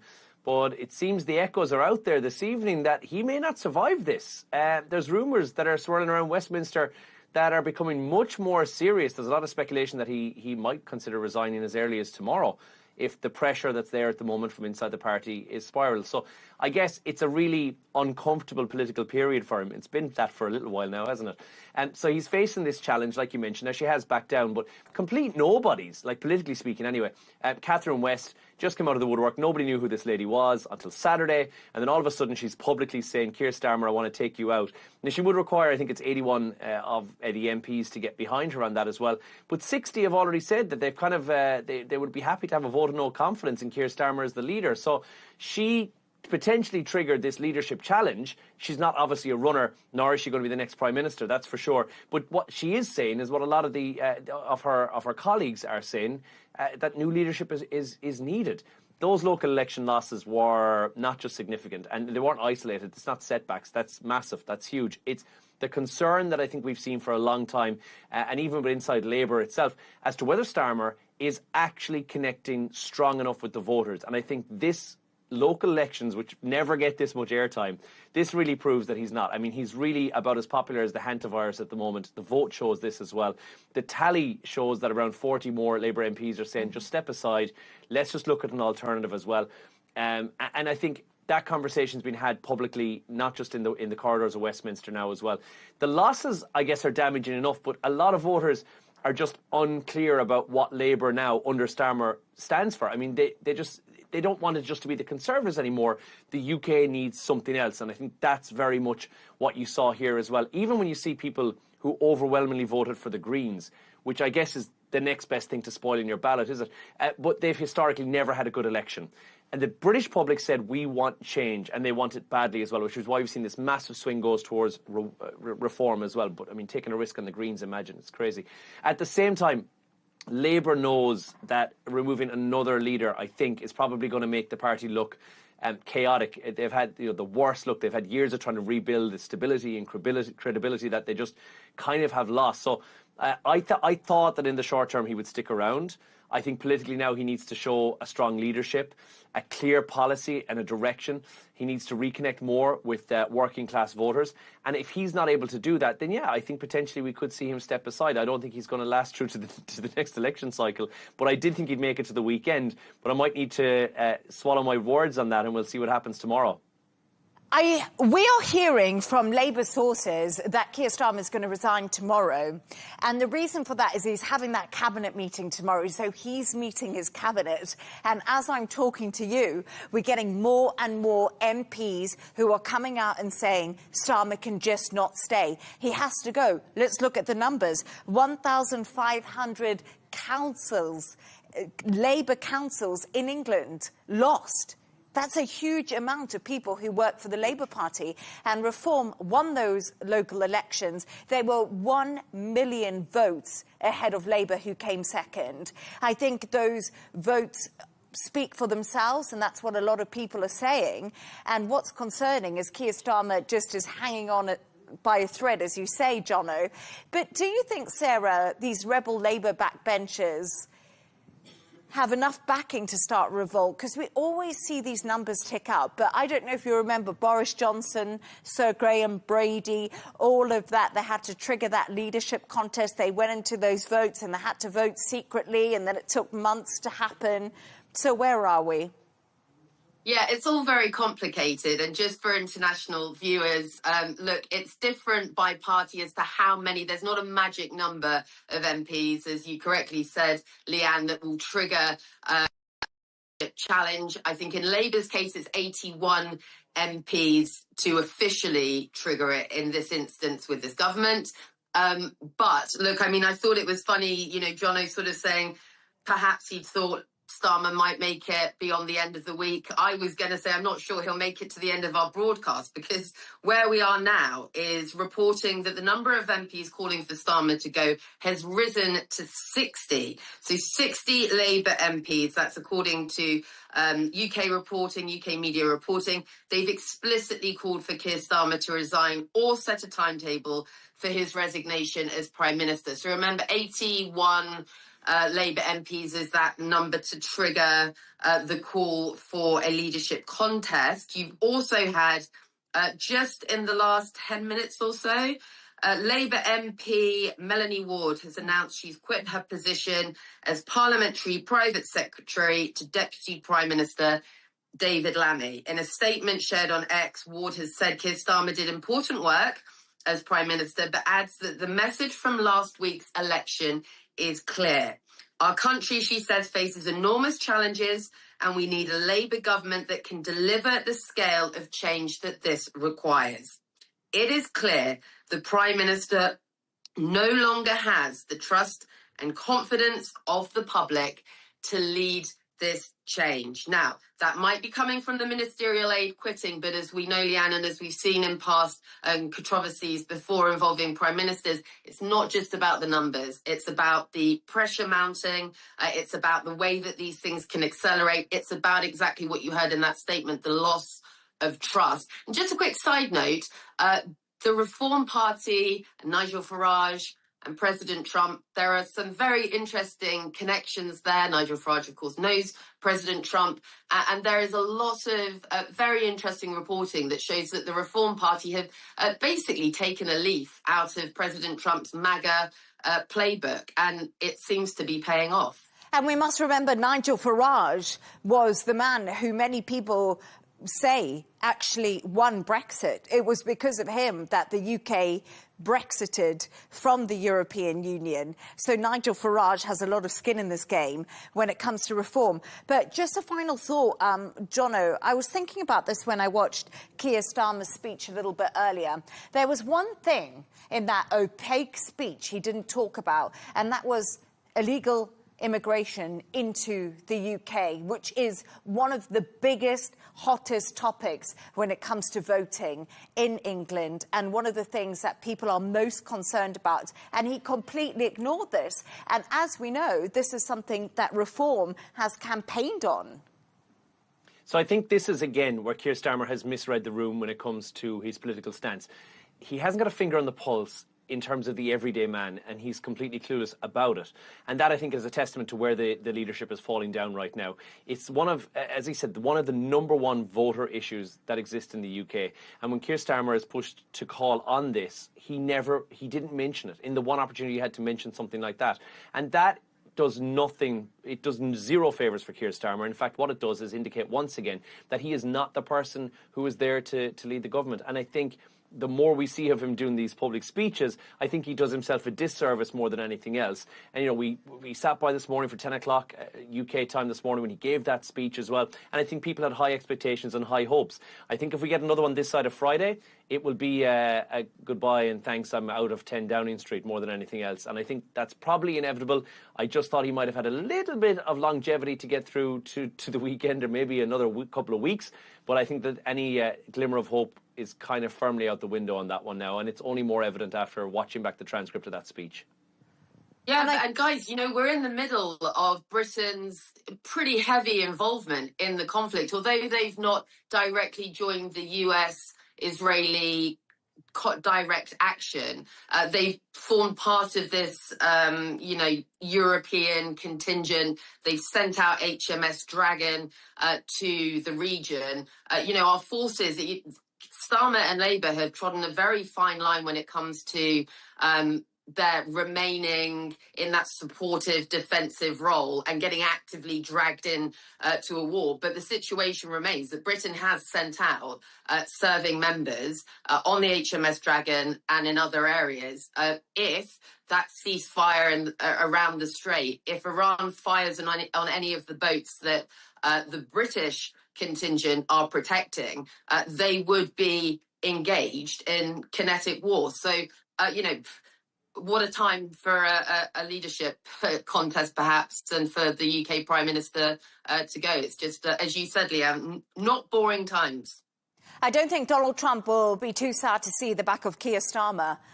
He's called him not Winston Churchill. He hasn't had the best words for Keir Starmer. But I think one thing, final thought, is what's saving Keir Starmer's skin at the moment is there's no obvious successor. We know Wes Streeting is very right of the Labour Party. That's not going to appeal to the unions, to the grassroots of Labour. Angela Rayner, we know right now, struggling with her own tax affairs, in which she lost her position for. Andy Burnham, many people are calling for him to be the next Labour leader. He can't be because he's not an MP, he's a mayor. So I think right now, Keir Starmer's quite lucky that there's not anyone strong behind him who could come through, or I don't think he'd be in the job at the moment. But thank you so much for your thoughts on that. Let's move on now. And India's Prime Minister Narendra Modi has urged Indians to make what have been described as drastic austerity measures due to the Iran war. He's told citizens to work from home, buy less gold, and also limit their international travel plans because of the impact the crisis is having on India's economy. Sarah, how has India been impacted by this war so far? We hear all these measures coming into place, which sound extremely drastic. Yes, I mean, drastic, and it's an interesting case in point when we're talking about the global impact of this conflict between America and Israel and Iran and the sort of knock-on effects in various areas. So this is an example with India where you have not the military impact per se, but certainly the economic impact being very heavily felt right now. India imports some 90% of its oil. I had no idea that it was that high, actually. But it's now you've got Modi asking the public, asking its Indian citizens to work from home, don't buy gold, don't go abroad, basically to try and rescue the currencies. Has had a knock-on impact on the currency, on inflation. So the economic impact of what is happening is real. The controversy that's playing out at the moment in India is over this advice, though, from Modi to essentially put the burden of responsibility right now for riding out this economic crisis that India finds itself in on the public, on the ordinary citizen. Nonetheless, that is part of the reality of the situation much of the world now finds itself in. As we've been discussing, all these various facets of the impact of this conflict, when we discuss military operations and the ceasefires and the deadlines and the responses, and actually around the world, there are issues like the fertilizer, the human cost of this, the investigations into the bombing of Minab school and possible war crimes, and the economic impact that is being felt and will be felt, as Jono rightly pointed out at the start of the show, for many, many months to come. So for countries like India, this isn't looking like it's going to get better anytime soon, certainly as long as the Strait of Hormuz remains blockaded and this sort of standoff impasse situation continues.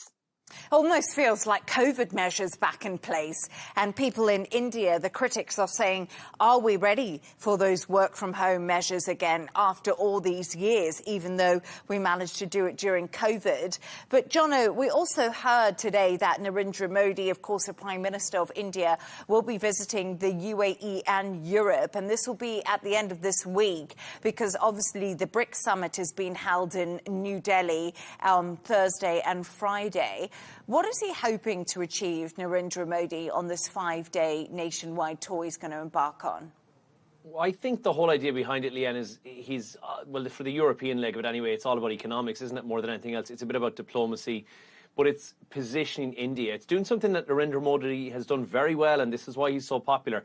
India is obviously a major global power, but during a very unstable time internationally, and as this crisis, continues, energy prices rise and everything, Modi is going to go in there to try and look and to strengthen those ties, to make sure that, like, trade, investment, that relationship that he's had with Europe, that Sarah gave you the stats on, that is protected from global shocks like what we're going through right now. And again, being such a large trading partner in the guise of Europe as well, it's worth €100 billion annually as well. So this trip is for a few different things. First and foremost, he's going to want to reassure investors. India is stable. It is open for business. There is, of course, geopolitical turmoil, but, India is here and we're okay. We can manage to get through this. And I think there's a bit of a strategic angle as well, because if you're looking at import-export in terms of India and Europe, there is ways around it. Of course, you can send goods would trade via South Africa, and you can make the way up, but you can add 6 to 8 weeks onto your onto the travel time. So India is trying to maintain relationships and say, listen, we want to make sure these multiple sides that we've been that have been key players, like the US, like Russia, the Gulf states, Europe. Modi wants to make sure that India's image as this their independent global player, rather than being tied too closely to any one bloc, I guess, is the safe bet for them as well. He is, in political terms, hedging his bet. And these international visits, they're pretty important domestically too, because he wants to be seen that he's not just reacting to the crisis at home, but he's actively travelling, he's actively out there negotiating, he's trying to protect the long-term economic interests that are on the world stage as well. So, and it's funny because you likened it as well to COVID-like austerity measures that are in place, because obviously the higher fuel costs, that's had a very, very quick impact on transport, on food prices as well, on inflation. There's 1.4 billion people who are there kind of wondering what's next for them because of this. And with it being such a fast-growing major economy, what Modi has done here is framed India in a very, very sensible way. It's a patriotic response saying, listen, it's COVID-era type messaging. Citizens need to make temporary sacrifices. That will force national stability as well, and you're doing it for the good of India. And I think he's doing what he's done very, very well. He's not tying himself too closely to any one major player, but he's getting over there, and especially with this trip to the UAE as well, just to try and lend support, but more than anything else, say we're here and we can trade with you guys. I think it's just hedging all bets, and I think that in itself is a real sensible thing, because of course India has a direct trade link with the UAE that it can get straight into the ports near Fujairah without ever having to go through the Strait of Hormuz, which of course would be a safe bet. So it would be an automatic link almost into the GCC without having to go through the Strait of Hormuz. So I think that's probably a sensible move from an Indian point of view as well. No, definitely. Thank you so much for your thoughts on that. We're going to move on right now to another story. And is there a health benefit to working a 4-day week? According to new research presented at the European Congress, those who work longer hours are more likely to be obese. It found extended working increases stress, which leads to higher levels of cortisol, which means people end up storing more fat. Jono, another story about a 4-day week. They've been trying to get this off the ground, I feel like, for a decade, because it comes back and forth. But talk to us about this new research that's come out and what's different about it. Yeah. I mean, the scientists at the top of this must be either very lazy or very bored, because it does seem to come around every now and again. And a lot of European countries have done some research into this. And I think, again, that goes back to the time of work from home, post-COVID era. But what this study centres around is saying things like stress, lack of time and unhealthy work-life balance. All those habits build around overworking will lead you to put on weight. So what they've done is they've had a look at these countries for more than 3 decades, through from 1990 to 2022. So it's a fairly consistent pattern. And the countries that have those longer working hours tend to have higher obesity rates. Now, I've got a stack of theories about this that I'd love to get into right now, but I'm going to hold back. But what they've said is if annually your hours are reduced by 1%, then there is a knock-on effect of 0.16 in a drop in the obesity rate. I reckon that's about a Mars bar. It does sound really small, but if you put that across the entire population, it's quite a lot. So the idea is that people working long hours sleep less, they exercise less and they rely more on fast food and convenience food. And I guess that kind of makes sense. They just don't have enough time or have enough energy to do stuff. And high stress factors raise your cortisol levels. Cortisol levels increase directly to fat storage as well. So that's the whole reason why people who work more are fatter. I struggle to think of a really high profile world CEO that we know about who's a bit obese, but still nonetheless. It is interesting when you look at things like the UK. A lot of companies there have moved to this 4-day working week since the pandemic. And 200 companies have said, we're putting this into play permanently because it's actually worked. They've checked the productivity and said it's actually fine. And I then have to wonder, is it genuinely a healthier lifestyle? Or are these people just going to spend more time sitting at home, on social media, ordering takeaways, and have no discipline as well? But it is still an interesting study nonetheless to try and find out, are people just a bit more lazy these days? Or are we genuinely having a very unhealthy relationship with work and we're working far too much? So it'll be interesting to see. And it's really interesting you talked about CEOs, because many CEOs that you speak to, you ever meet, they all run marathons. It's like a real big thing in that community. They all keep fit. Look at Jeff Bezos. He's become absolutely stacked. A lot of the big bank guys actually run marathons and read books. And that's one way they say is something that helps them de-stress. So I find it quite fascinating that people in probably middle management jobs are obese when they CEOs are marathon runners. I don't really know what that says. But Sarah, a 4-day working week sounds great. But, I don't know, small businesses, how difficult is this going to be for companies that aren't these big juggernauts? Because they're going to need more staff, basically. Yeah, well, I mean, first of all, Leigh Ann, Jono, who are these mythical people who sit around in the evenings or a day off scrolling social media, ordering takeout, watching movies? I've never heard the like. I can't even imagine it myself. It's me on a Sunday. Me every other workday week. If we're the mythical creatures. But look, no, Jono pointed out something really interesting earlier, which was to do with the number of healthy, when they're doing the science, healthy working hours per week. And what I thought was fascinating in this recent study is that if you look at the case examples of countries that work longer hours, and the US is, as my under-eye bags can attest, terrible with their working hours. Everyone works such long hours, very little holiday. So US and Mexico are renowned for having very long working hours, and they have much higher levels of obesity than countries comparatively with less working hours. So there are, I think it's important to kind of put it in context that a lot of this is trial and error, right? So they've done scientific studies. Some countries have run sort of trial periods where they've done this. I, for one, personally, 4-day working week, hands up, both hands up. I am absolutely for it. Look, I know, there's certainly a very fair point to be made, Leigh Ann, about the impact on smaller businesses. How would they be supported? Would productivity increase? It's all discussions. But look at what's happening with India right now. So you've had their Prime Minister telling them all that they have to work from home again. With the war in Iran, perhaps we'll all be there regardless in a few months anyway.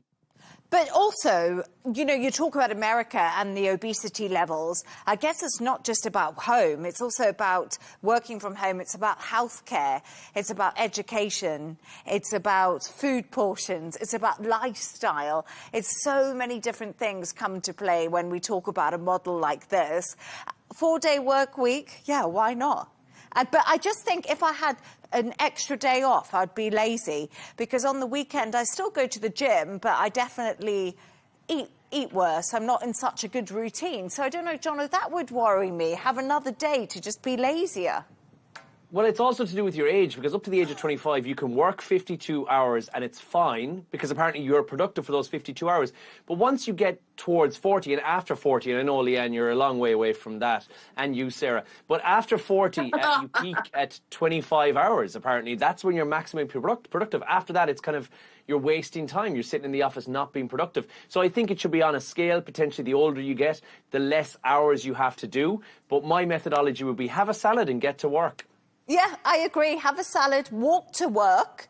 No idea what those 40-year-olds are doing. Gosh, must be really difficult for them. I am speaking for the exhausted audience amongst us. Please give us the 4-day working week. I promise I won't be lazy. I'll use it for proper rest and rehabilitation. Like they say, no good night started with a salad. But anyway, it's that time of the show where Sarah and Jono have chosen 2 of their quirkiest stories of the day. Sarah, yours is actually contagious yawning begins in the womb, apparently, which just sounds mental. Yes, I mean, it's very appropriate lead on from talking about a 4-day working week, because we all know, if you'll give me a demonstration, guys, that... excuse me. Yawning. Feels great. It's contagious. And apparently, according to this latest research, it starts in the womb. So the fetus has been recorded with the mother yawning. About 90 seconds later, the fetus is also yawning. The images of some of those scans are adorable, but it shows a form of connection and bonding, social bonding happening between the mother and child before the child is even out of the womb. And really fascinatingly, I want to see the camera evidence of who caught that yawn contagion there, because amongst adults, once the baby's out the womb and grown up, if you don't yawn back, there are some studies that say it shows a lack of empathy, social connection. So, yeah, you might want to watch out for those people who don't yawn when everyone else yawns. They're basically a psychopath. Guilty. I actually yawned. Jono, did you yawn? No, I did not. No, and I'm proud of that as well. But I think I was clued in that might have been something that was coming up. So I stifled as best as I could. We'll give you the benefit of the doubt, Jono. Well, you never know. Anyway. And Jono, yours is, we've almost laid our keys, but there's new research behind it now, because today I went on a dog walk and I locked myself out the house for an hour and had to get the company who I rent my house from to open my door. Well, look, we can all relate to that. You kind of insist that something was there and now all of a sudden it isn't, then somebody else walks in and they spot it immediately and you think, well, how did I not see that? There is a reason behind it. Our brains are a funny old thing, and there's something called inattentional blindness. So basically your brain filters information based upon what it expects to see. That's why sometimes when you see the very famous one, like the optical illusion that the Coke can, and you look at it and you say, this picture is not actually red, it's green. You know, those are optical illusions.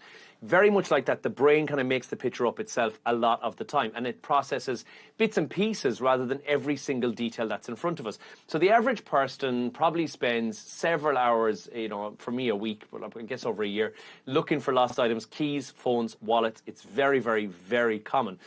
But the reason that you're spending so long looking is because stress and also distraction makes it worse, because modern life means we're constantly multitasking. We're doing 10 things at once and trying to do more than one thing because the brain is so fascinating. It doesn't really like to keep up with it. So where you expect to find your keys, if it's not exactly how you expect them to be, your brain doesn't recognize it. So actually what it does is hides them completely. So where you might have thought something is, although it may be there, your brain doesn't see it. It might be slightly covered by a tea towel, and it ignores that item completely, even though you've been looking directly at it.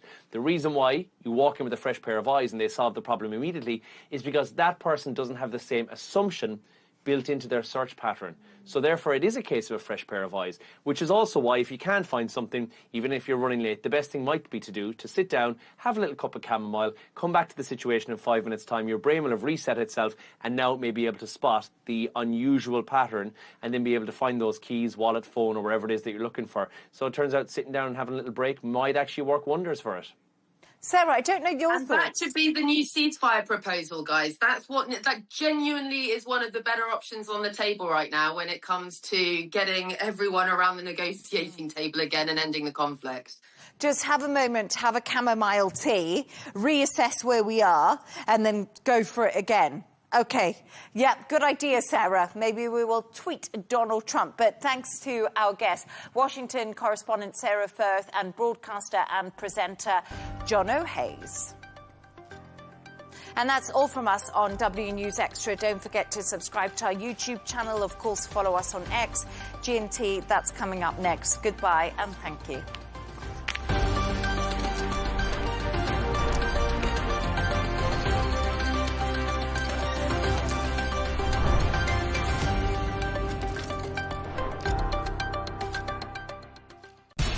We have to take care of our people, and we're going to take care of our people first. For in-depth analysis and all the latest developments across the globe, make sure you join us every weekday.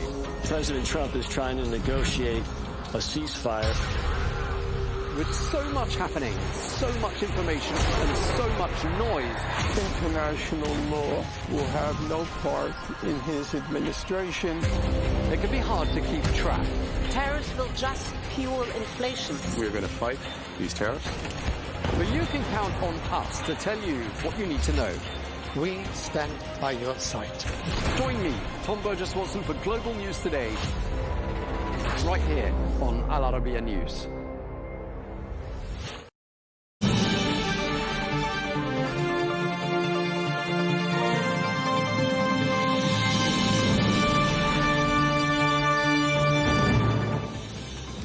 Hello and welcome to Global News Today, bringing exclusive interviews with leading experts every weekday here on Al Arabiya English from our headquarters in Riyadh. I'm Tom Burges Watson. Coming up today, President Trump slams Tehran's terms for ending the war as totally unacceptable, dashing hopes of an imminent reopening of the Strait of Hormuz. We ask, what happens now? And with the Iran war well into its third month, we assess its toll on the global economy with Pascal Lamy, the former head of the World Trade Organization. Plus, Russia and Ukraine blame each other for breaches of the latest ceasefire. We'll be getting the latest on diplomatic efforts to end the war. We'll be asking, why is President Putin saying he thinks the conflict is almost over?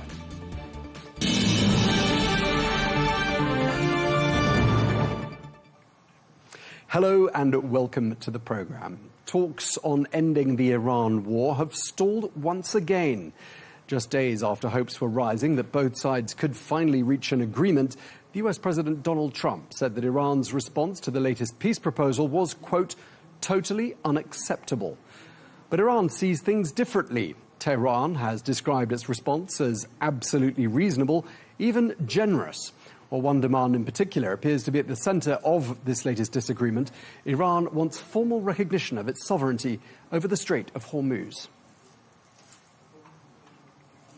Well, for more, I'm joined now by Vice Admiral John Miller, former commander of the U.S. Fifth Fleet, who also served as U.S. Central Command's Deputy Director for Strategy. He joins me from Qatar. Thank you very much indeed for taking the time to speak to us. From a military standpoint, as you see things right now, does anyone have the upper hand in this conflict, or can we call it a sort of a stalemate? Tom, thanks so much for having me. If we looked at it strictly from a military standpoint, clearly the United States has a military advantage. But there's more to it than that. So there's been a lot of discussion previously about how the Iranian Navy has been destroyed. That's true. But what hasn't been destroyed is the Iranian Revolutionary Guard Navy, which includes the small boats that they generally have used over the years and are using at this time to interdict civilian shipping that's trying to transit the Strait of Hormuz. So there's an advantage in that regard in terms of keeping the Strait of Hormuz closed that the Iranian Revolutionary Guard has. There are other methods to be able to solve this issue that aren't just military, although that remains an option for President Trump. And perhaps we'll see him explore some of the diplomatic and economic issues or remedies that he still has available to him. So what do you have in mind? What can the U.S. do to shift the needle here?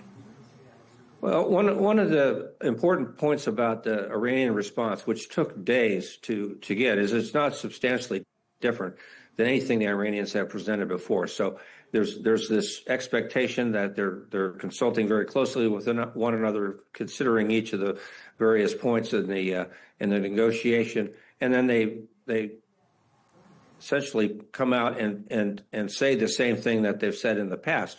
I think other nations are going to be tired of that kind of response and the unwillingness of the regime to negotiate. So there is additional economic pressure that can be placed on Iran in terms of banking that will accelerate their inability to be able to export or import goods via the sea because of the blockade. And there's additional diplomatic pressure, including diplomatic pressure that I think will likely come out of the president's visit to China later on this week.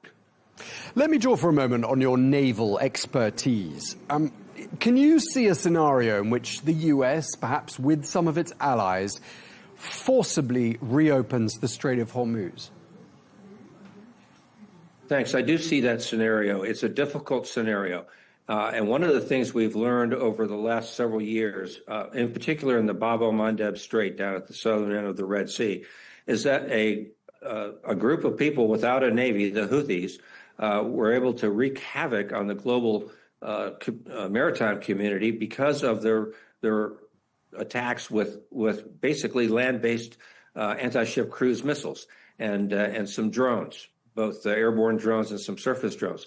So an organization that had no navy was able to create a lot of disturbance in the Bab el-Mandeb Strait. The same is true here in the Strait of Hormuz. It's easier to keep it closed if you're one of the land powers that adjoins the strait, and it's more difficult from a strictly military standpoint to get it open. But it can be done. It can be done, and presumably it wouldn't just be a naval operation, would it? Very much no. There's a maritime component to it, certainly. There's also a very large airborne component to it. And so it's the ability to put air power both in advance of the strait being open, where the interdiction is done for the boats while they're on the shore, or it's the anti-ship cruise missiles or the drones that are taken out while they're still ashore before they've been launched. There's maritime defense and air defense once missiles or drones or small boats are inbound. So it would be a very much an all-domain sort of fight. I mean, President Trump is sort of in a quandary here. It's not quite clear what he's going to do next. He's been saying that within a period of 2 weeks, he could strike all remaining Iranian targets. I don't know if you think that sounds realistic. But I'm also wondering what you think more airstrikes would achieve. Would they have the desired effect, or would they simply have the effect of hardening Tehran's resolve? Well, one of two things needs to happen for the Strait of Hormuz to be open for everyone to use. One is that the regime is unwilling to keep it closed, and therefore it opens up, or they're unable to do it. I think if there's additional military strikes, and I don't think that's the first option the president's going to turn to, although that remains an option. But if there are additional military strikes, I think they will focus on the command and control, the leadership that wants to keep the strait closed. And I think the strikes will focus on the ability of the Iranians to put either drones or cruise missiles or small boats into the water that are doing the interdiction of the shipping right now. What about boots on the ground? I mean, is there anything that ground forces could achieve that maritime and aerial operations cannot? Well, the United States might find it useful to raid some of the islands that are in the vicinity of the Strait of Hormuz. There's a series of islands, Abu Musa and the Greater and Lesser Tombs, that are just inside the Gulf that are owned currently by the Iranians, and they're occupied, generally speaking, by the Revolutionary Guard. Those might be useful islands to take control of because they're helpful in terms of controlling the strait, whether you want to restrict traffic or you want to get traffic open to everybody. Additional ground incursions, I don't see as being necessary, except perhaps in the immediate vicinity of the land surrounding the strait itself. What about that hidden uranium problem that we seem to have there with Iran? I mean, could ground troops be the solution to that particular issue? I think trying to find, and there's a fair amount of uranium. It's nearly 1,000 pounds. So, it's not an inconsequential amount of uranium that's enriched at 60%, which is very high. That sounds like something that you could go and get. But imagine trying to hide something that weighs 1,000 pounds anywhere in a country that's 2.5 times the size of Texas. I think it'll be difficult to find.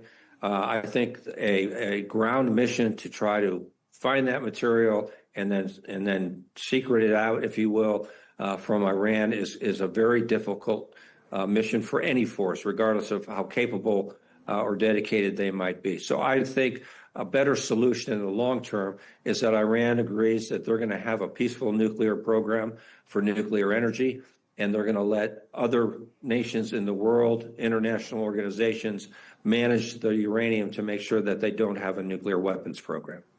Right. So you see that container or whatever form it takes of enriched uranium perhaps becoming a central bargaining chip in all of this in a diplomatic context. That do you see Iran perhaps handing that over one day? Well, they seem awfully reluctant to do so, and they've really held on to, for a country that says they're not trying to develop a nuclear weapon. A lot of the things they've done, the deeply buried enrichment facilities under mountains, so they're protected, makes it certainly seem like they are trying to get a nuclear weapons capability. So I don't think they're going to easily give this up diplomatically, and they're going to want some things in return. I think it's a good deal at the end of the day for Iran if they choose to make that deal, because they can join the normal discourse of human conduct of trade and interchange and diplomatic exchanges that they're not currently able to enjoy. So they'll get something for it, something important, but something that really turns out to be valuable for all sides. Okay. I mean, I don't know to what extent your expertise is drawn on by the Trump administration in Washington, but were you to advise the White House on what to do next, what would you tell them? Well, the president, fortunately, has plenty of great advisors that are talking to him. I think it's important, and I think he has this, that he listens to a range of options, because really there are a lot of options for the president that are on the table right now. He needs to consider all of them and decide the ones that will move the conflict forward to resolution in the quickest way, but also in the most satisfactory way. And what to you looks like a realistic endgame? Well, I hope that there doesn't have to be additional kinetic action. I think that there's enough diplomatic pressure that can be put on Iran, onto the regime. I think there's enough economic pressure that can be put onto the regime, where, they're interested in the United States recognizing the sovereignty, for example, of the Strait of Hormuz and their sovereign right over it. That's already been decided by an international treaty. So it's not something the U.S. can say, oh, yes, it's yours, you can have it, because it's already decided. It belongs to the global community, and there's a way that nations conduct business through that international strait, and the nations that abut that strait conduct themselves. So I think if they have a chance to think about where they're at, where this is going, and what the best resolution is for the regime, for the people in Iran, those are two different things, what's best. I think they'll come to some good decisions, and we'll be able to move forward. But if not, there's a range of military options that the president continues to have available to him. And how much domestic pressure do you think President Trump is? I know you're not in the United States, but how much domestic pressure do you think President Trump is currently under to bring this war to an end? Well, I think the president's probably the best person to judge how much pressure he's feeling, either internally from the people in his administration, from the Republican Party writ large, or in the political sense. But the president's indicated a number of times he doesn't feel pressure, political pressure, to end the conflict, which means he has the time and space that he thinks he needs to be able to solve this in the way that works best for the United States and for the global community. But it does feel like the president's sort of being pulled in two directions. On the one hand, Israel must view this as being a once-in-a-generation opportunity to deal with Iran once and for all, and therefore presumably wants this to carry on to the point of completion as they see it. But for President Trump and his Republican Party, I mean, this must look like a growing political millstone. I mean, which one of those two forces comes out on top? Which one wins? Well, at the end of the day, if you look at the military objectives, the original military objectives that were laid out, it was to ensure that Iran cannot become a nuclear power in terms of nuclear weapons. Certainly that has been set back, whether the material is recovered or not, preferably that it is. But even without recovering the material immediately, that's been set back decades, a very long time. It was to destroy Iran's ability to produce ballistic missiles of increasing sophistication, range, and accuracy. That has been accomplished already. The final objective was to decrease Iranian malign behavior, either through the use of proxies or by themselves. that's the remaining sticking point, because we're seeing that, especially in the Strait of Hormuz, but also via Hezbollah in Lebanon. So I think both from the U.S. side and likely from the Israeli side, what we've seen is a great deal of success in reducing the threat that Iran represents, either to the United States, to the global community writ large, or to the Israelis specifically. Okay, we really appreciate you being so generous with your time. Thank you very much indeed. Vice Thanks Admiral so much John Miller, thank you very much for your time, sir.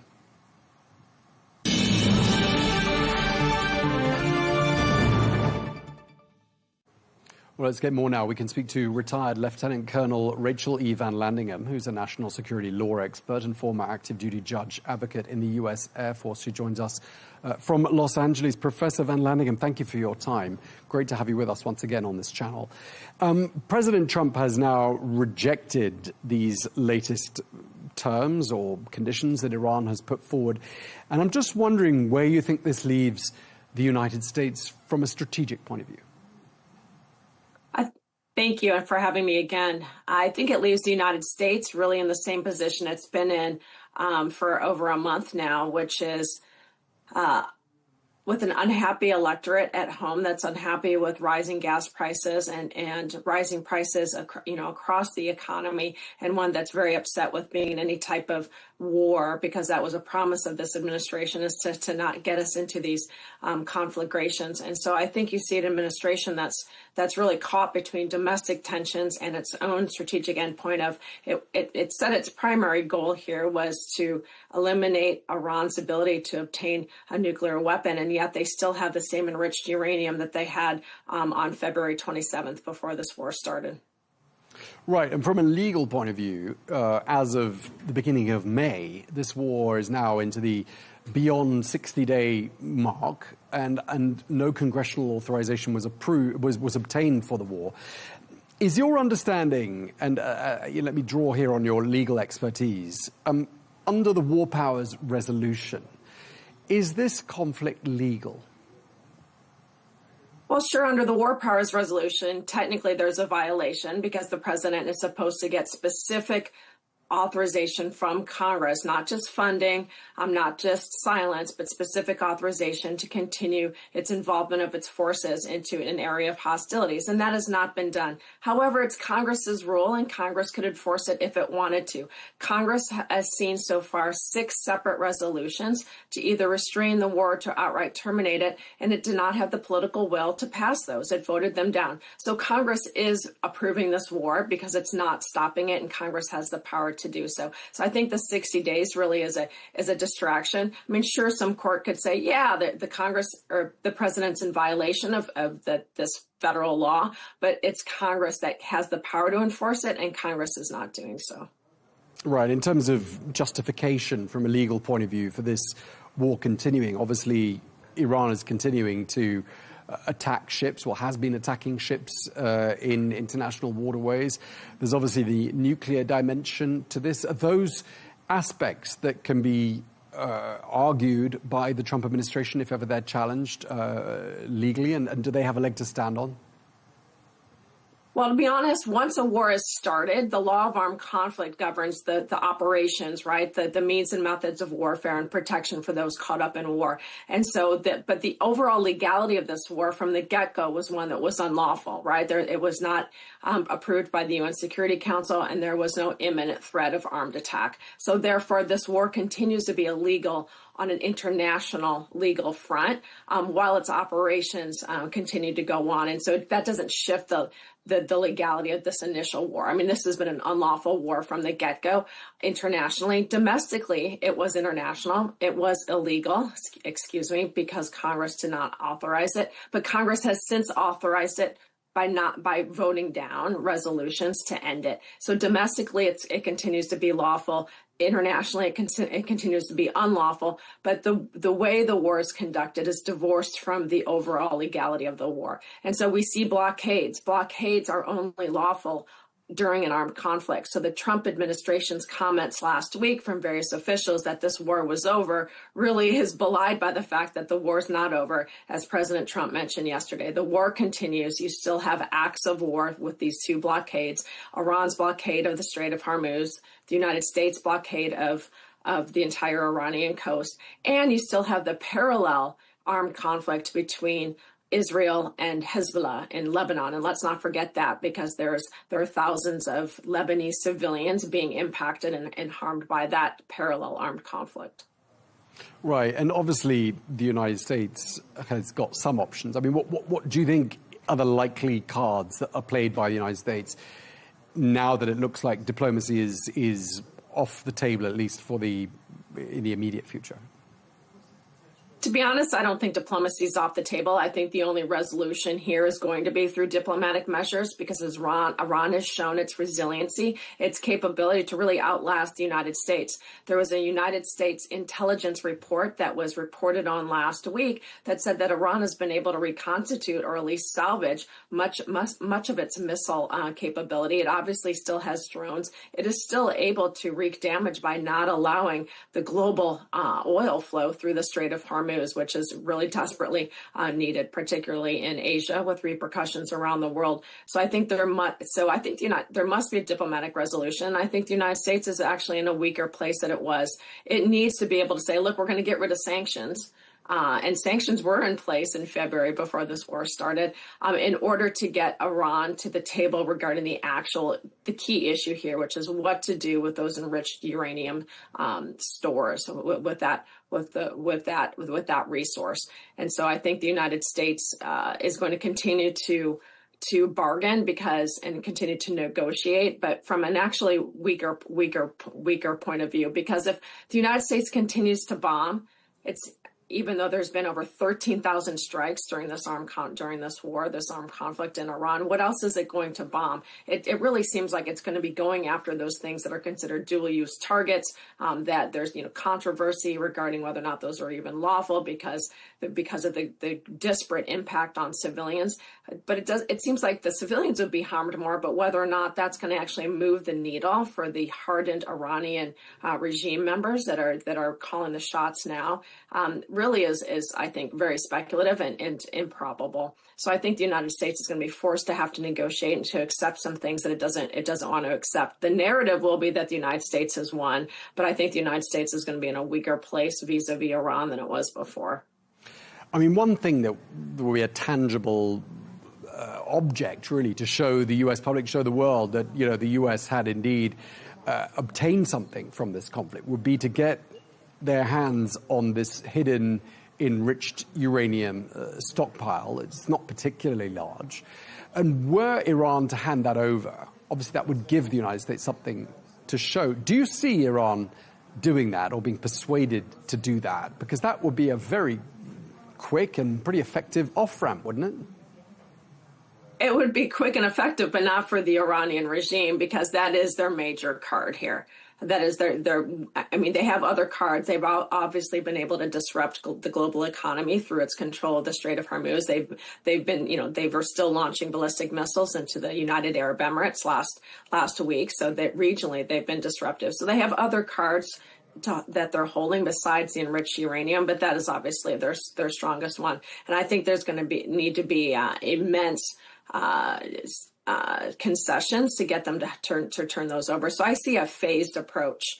I see them entering to some kind of timetable, and we saw some of that reporting last week from Axios regarding a 10 to 20 year plan to divest Iran of its enriched uranium stockpile. And as you said, that it's not very big, and that's a long time frame. But I think some movement along those lines, similar to what we saw with the JCPOA, the agreement that the President Barack Obama's administration negotiated with Iran, I think it's going to be something similar to that. And then you'll also see at least a removal of much of the sanction regime, and then an end to the competing blockades. So the United States would be able to claim victory and said, look, we got some of their uranium right now. We're on a time frame to receive the rest of it, and then Iran gets what they want as well. So I think Iran is not going to give up that uranium without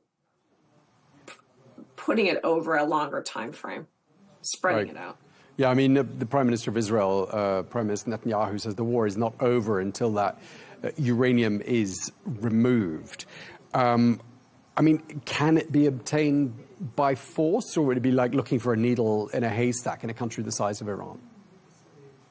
Well, I don't have access to the intelligence that the United States, military and intelligence community has, but it does seem it would put U.S. forces in harm's way, as well as Israeli forces, obviously. And I think it'd be incredibly risky. And I don't think the American people want to or support any kind of operation that puts American forces on the ground in Iran, because that makes this operation, it puts it on a whole nother level, I think, psychologically for the American people, and they don't want to see that. And I think it would be incredibly risky.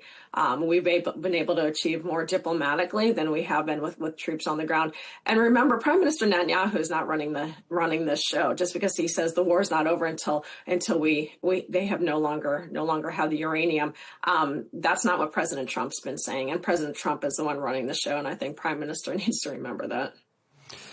I mean, the alternative to ending this conflict promptly is for it to become a prolonged, long drawn out conflict, which is really an unsatisfactory scenario for multiple reasons. We've touched on some of them. Of course, the midterms are looming 6 months from now in the United States. US consumers are fed up with the price of oil and petrol.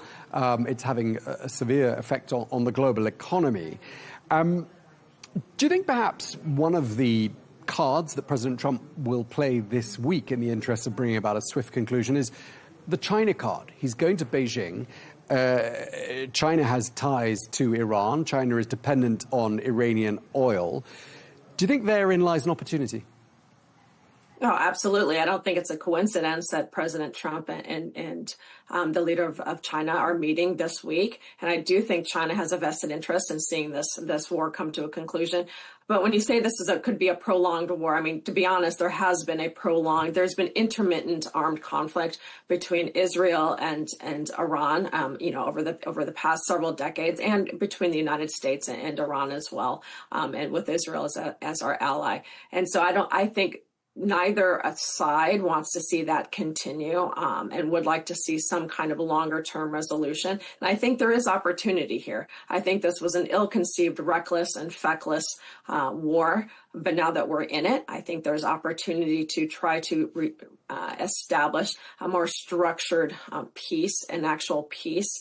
But it will involve Iran agreeing to relinquish its desire and its capability to build a nuclear weapon that it has threatened numerous times over its existence since 1979 to use to obliterate Israel. I mean, that is a non-starter, and that capability and that desire it has to be fully renunciated. And I think China could really play a role there in convincing the regime element that's in charge now in Iran. But Iran has its own problems. There was a New York Times article this morning that talked about the incredibly high rate of unemployment within Iran. We saw the massive protests that were put down with lethal force in January in Iran. So the Iranian regime has huge problems at home, and it has huge problems abroad. So it has pressure points coming and going as well, and we can't forget that.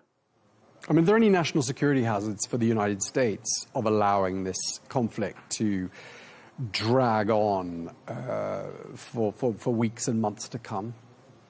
Sure. We saw Senator Mark Kelly talking about this yesterday during the news programs and drawing some ire from the Pentagon from doing it. And that is the diminishing stockpiles of United States munitions caused by this war that puts the United States on a much weaker front vis-a-vis countries like China, which is a peer competitor and not just a regional competitor like Iran. So the number of Patriot missiles that have been expended, the protective, the defensive weapon systems, the number of Tomahawks, et cetera. And this was the subject of intense grilling by both the Senate Armed Services Committee and the House Armed Services Committee here in the United States on Capitol Hill just about 2 weeks ago, where Secretary of Defense Pete Hegseth had to, pretend that the war is actually being won in Iran, while asking for the highest number, the most money that the Department of Defense has ever asked for, a 40% increase in its already huge budget. Really a tacit admission that the stockpiles of critical munitions of the United States is at a dangerously low level. And that was something that was reiterated again yesterday. So I think the United States in a national security posture is weaker because of this war at the moment. And it's demonstrating by saying, going to Congress and saying, look, we're really low in weapons, dangerously low. We need a lot of money to replenish that. Okay, well, we'll have to see whether anything is achieved this week, notably with that Beijing trip with a view to bringing this conflict to a conclusion. Meanwhile, thank you very much indeed for taking the time to speak to us. Retired Lieutenant Colonel Rachel E. Van Landingham, thank you for your time, madam. Thank you.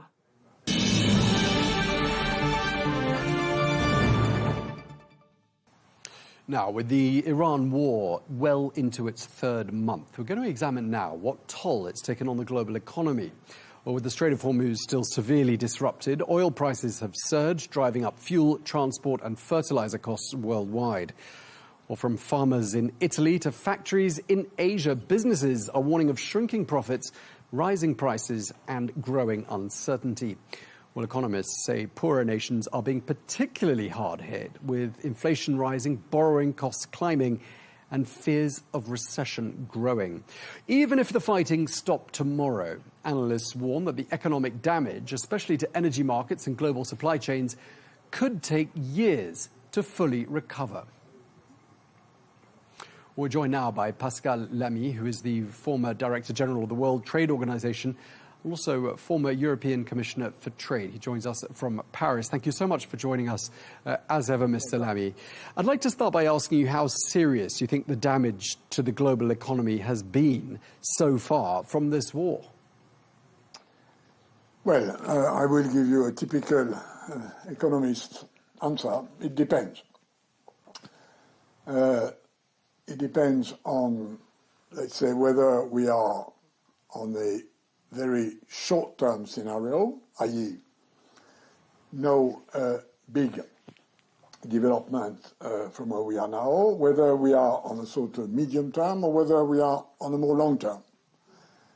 And to put it very simply, the damage we have already if operations restart tomorrow, meaning navigation through the Hormuz Strait, is to the tune of 0.2% of world growth, which is heavily focused on Asia and Africa. If this situation of blockage is there for a few more weeks, it's probably doubling the damage. And if it was to be a question of more months, it's again doubling the damage. And that translates into, let's say, very simple oil prices. Around $80 is the first scenario, the short-term one. Around $100 is the second scenario, sort of a medium-term one. And the third one is, let's say, above 115 or 120. So this is a very, very, very serious situation. And do you agree with the assessment that even if the fighting stopped tomorrow, the economic shocks would take months, if not years, to subside? I totally agree with that, but this is something which is common to my sort of three scenarios. Tomorrow, short-term, medium-term, but of course the cost of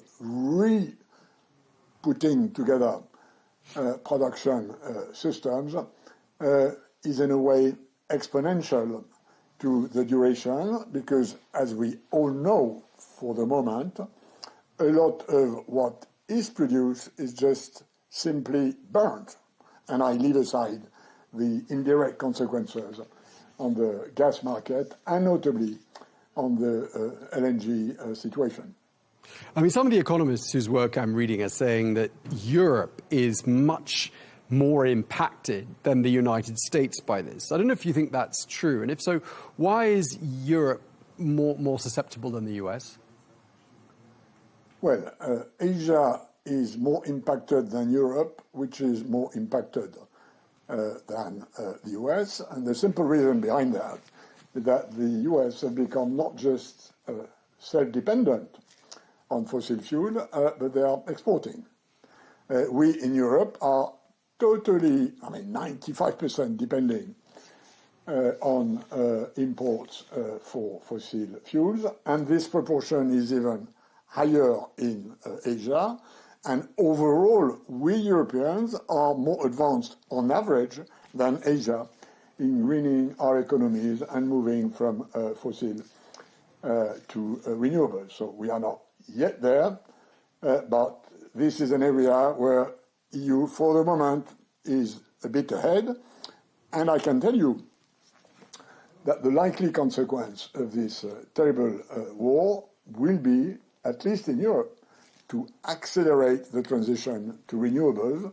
If we look at my country, for instance, France, the sales of electric cars have jumped up during the last month. Right. So clearly diversifying the energy mix, transitioning away from fossil fuels is going to be one of the legacies of this. Before that happens, though, I want to ask you what measures we might see governments forced to implement, drastic measures. Might we see rationing imposed? And I'm thinking particularly of energy rationing in some countries. Yes, and the best evidence that this is true is that it's already the case in a number of Asian countries. In things like schools, some Asian countries, and it's also true in some African countries, had to stop the activity of a number of public services as reserves were depleting. The country that has handled this in Asia the best so far is China, but because, as we all know, they had accumulated much bigger, wider reserves of fossils than other countries. So, yes, we have a bit of that. And in other countries like Europe or like the US, meaning rich countries, we have the usual conundrum of whether this should be amortized by some fossil fuel consumption subsidies, which is at a high cost for public finance, and which is in contradiction with the notion that we should accelerate rather than slow the transition to renewables. So it leads to important political debates which were not there before and which will, in my view, grow if the situation was to get worse, i.e. longer. Do you think governments around the world, and I'm thinking in particular of the EU here, and I'd like to get your views specifically on Europe, do you think they've been sufficiently responsive to all of this? I mean, do you think there's something they should have been doing more of, perhaps? Any collective measures you'd like to have seen Brussels championing in order to see the bloc through this crisis time? The only thing that easily comes to my mind is the piling up of reserves. We probably could have done more. For the rest, again, it's a complex acceleration of a move, a transition out of fossils, which needs to be accelerated. And this is not just politics. It also has important consequences, for instance, on the capacity of electricity grids to bear with this added production of electricity by renewables, and on the free circulation of electricity all around Europe, which is still something that remains to be done, not totally, but partially, hence further possibility of equalization of lower prices by a part of Europe, which for the moment is paying a lot, which of course affects Europe's industrial competitiveness. Mr. Lamy, we started this conversation talking about where the pain from this conflict is being felt most acutely, and you've told us that Africa and Asia are particularly hard hit, Europe more than the United States. Are we seeing any countries benefiting? Are we seeing any winners, economically speaking, from this conflict? I mean, non-Gulf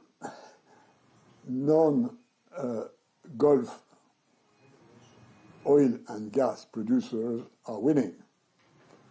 Russia is winning.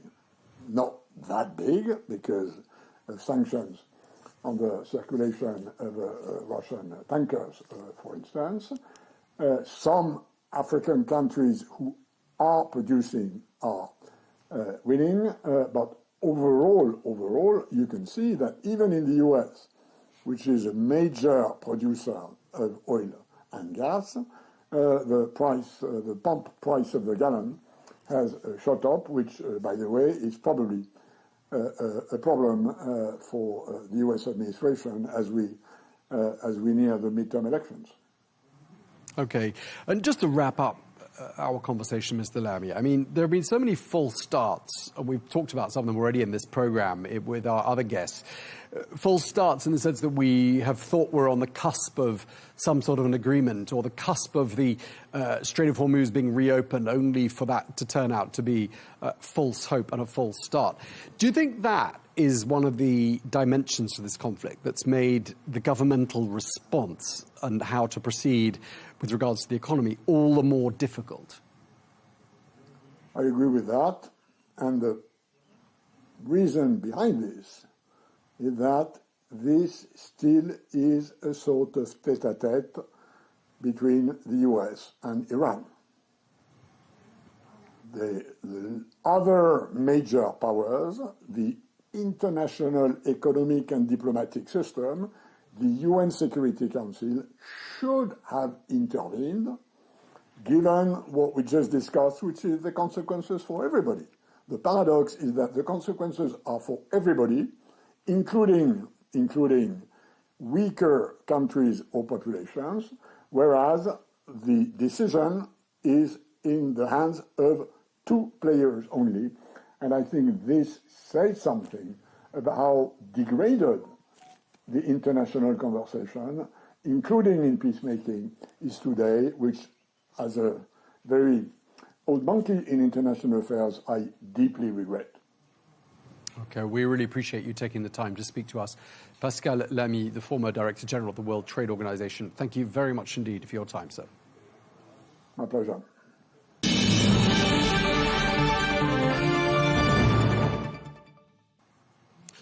Now we're going to turn our attention to Ukraine, and a US-brokered ceasefire between Russia and Ukraine was due to expire today, with both sides accusing each other of having breached the 72-hour arrangement. This as US and European officials are seeing how they might steer the warring countries into further talks. Well, let's get more on this, and we can cross to Matthew Breiser, who's a former US ambassador to Azerbaijan and former Deputy Assistant Secretary of State for Europe and Eurasia. He joins us from Istanbul. Matthew, always a pleasure having you on the program. We heard in the last 3 days or so President Putin of Russia saying that the war may come to an end soon. And I wondered whether you'd heard those comments and what you think has prompted President Putin to say this. Yeah, Tom, thanks for having me with you again. And yes, I did hear those comments. And I think what prompted it was that President Putin is trying to, pull a jiu-jitsu or judo move on President Zelensky by portraying himself, meaning Putin, as Trump's ally in trying to push the recalcitrant Zelensky toward the peace deal that Trump so badly wants, when in reality, it's clear that President Putin does not yet want to stop this war. He's still recruiting tens of thousands of soldiers every month.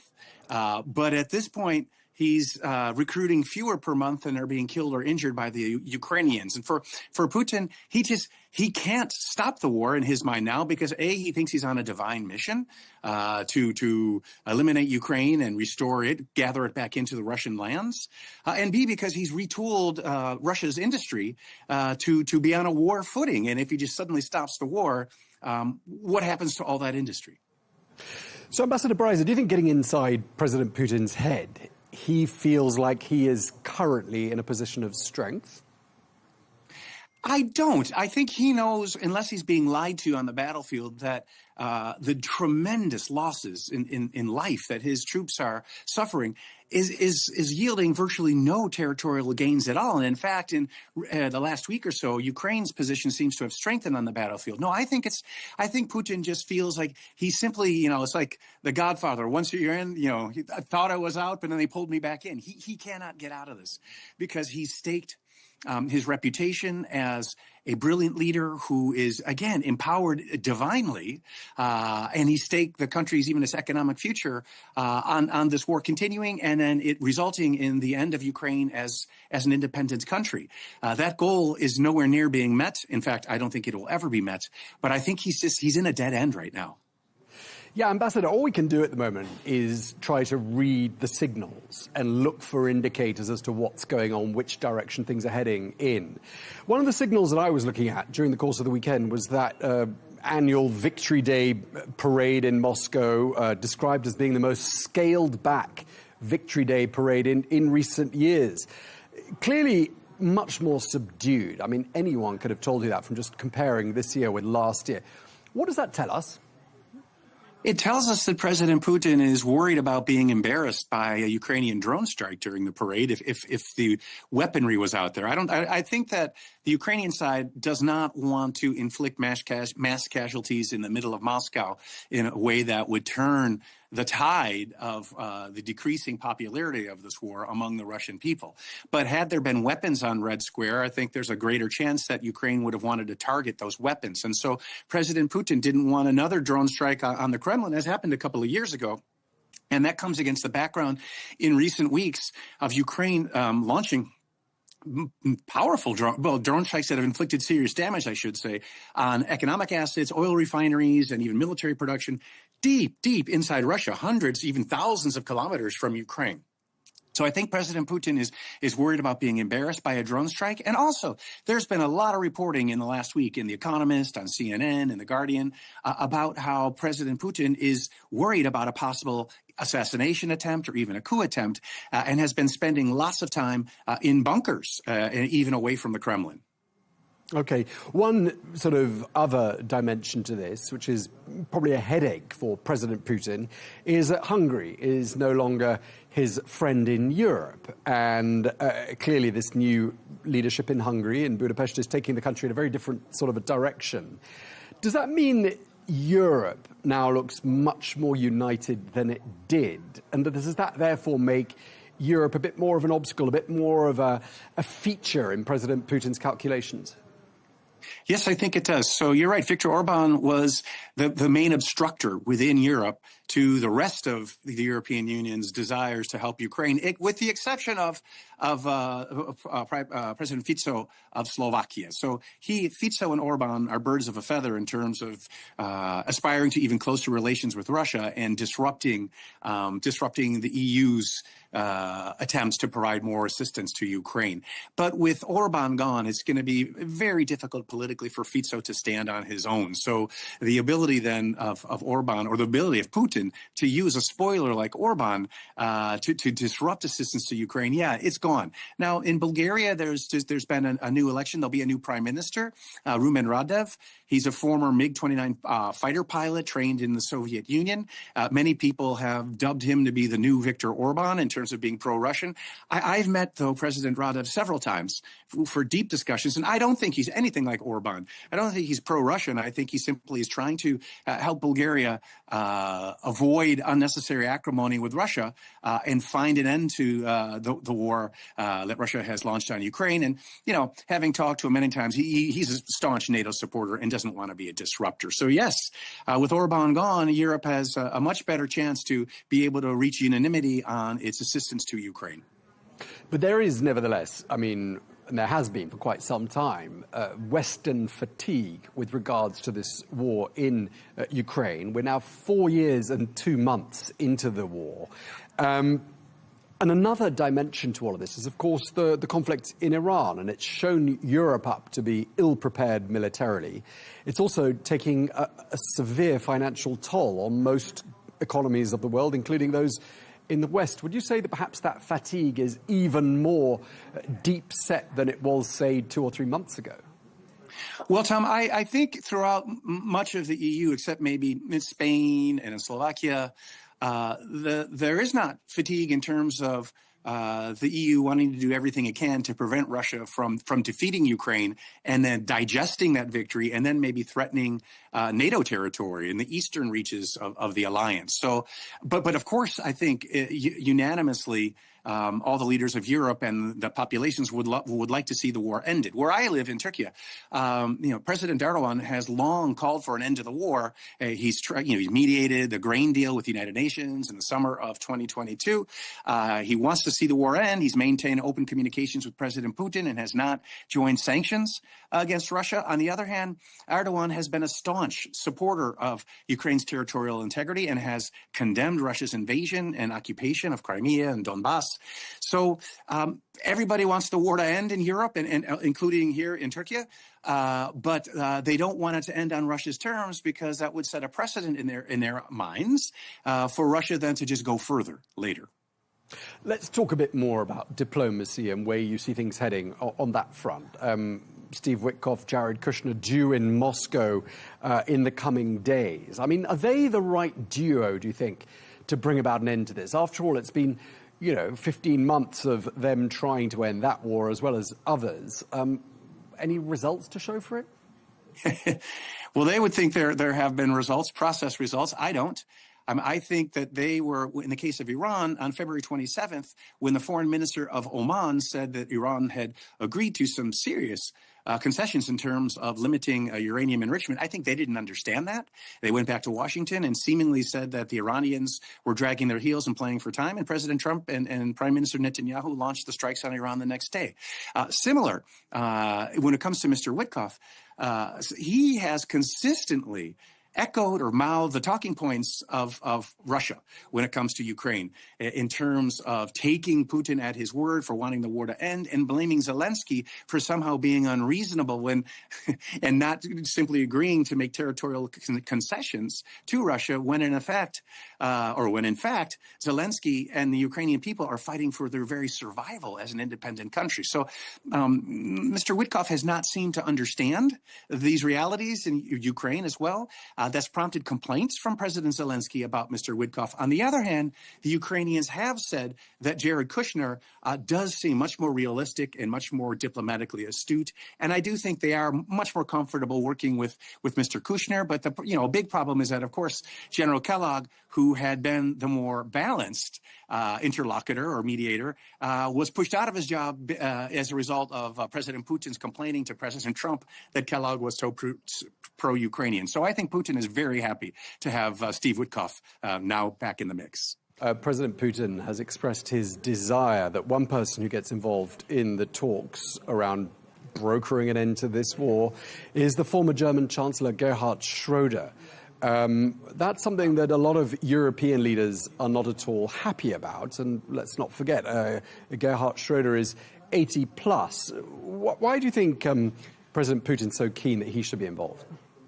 I had not heard that, and I find that shocking and a sign that President Putin thinks Donald Trump simply does not understand anything about Russia or Steve Witkoff, because Gerhard Schröder, despite his age, he's a really vibrant man and, super charismatic, having met him. But he served as the chairman of the board of the Nord Stream natural gas pipeline that was designed and built and operated essentially to deliver gas to Germany by bypassing Ukraine which meant denying Ukraine transit revenues, but also cutting cutting Ukraine and other NATO allies out of this crucial question of how dependent European allies should be on Russian natural gas, because Russia has demonstrated, and now even more, a history of using natural gas supplies to Europe as a weapon. So Schroeder was the prime mover of that failed policy. In fact, the current and then also foreign minister of Poland, Radek Sikorski, deemed that pipeline project, of which Schroeder was the chairman after he was chancellor, the Molotov-Ribbentrop pipeline. In addition, Gerhard Schroeder, after just a few months, while chancellor of the German government, arranged for financial benefits and tax benefits to be given to the Nord Stream pipeline project, the Russian project, that's when he joined the board of Nord Stream. And then later he joined the board of Rosneft, the Russian oil company. So, of course, Putin likes this German leader that has been basically in Russia's pocket for years after serving as the German chancellor. Okay, I mean, just to bring this conversation to a conclusion, let me put you on the spot here. Not a fair question, but looking ahead, let's say 6 months, where do you see things? Are we thinking peace, sort of a frozen, prolonged stalemate, or an escalation of some kind? So I don't know if in 6 months or a year or where on the calendar this will happen, but it's clear that support for President Putin's war is crumbling in Russia, across Russia, and this is happening quickly. So you've got young people who are chafing at the internet restrictions. You've got banks that are on the verge of collapsing because they've been compelled to give low interest rate loans to Russian defense manufacturers who haven't been able to pay back the loans. You've got other companies that are unable to make investments because interest rates are so high to curb inflation, which is as a result of the war. And then you have mounting Russian casualties with, as I said before, no progress on the battlefield. And now reports, for example, in The Economist, there was a by invitation only article, so anonymous, but a former senior Russian official who said, for the first time, the Russian elite is talking about this war not as their war, not as Russia's war, but as his war, as Putin's war. So Putin can't keep this up forever. He's repressing dissent. In the past, the Russian people have been able to put up with that if he was able to deliver something for them economically, and he's unable to do that now.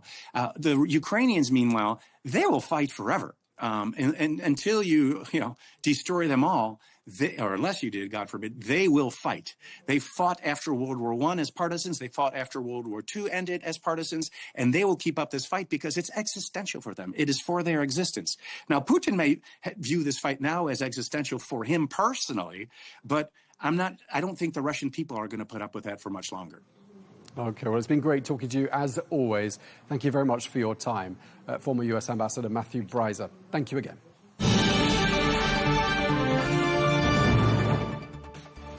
Well, that is all we have time for on Global News today. Thank you very much indeed for watching. Do join us again tomorrow for more exclusive interviews. Until then, goodbye.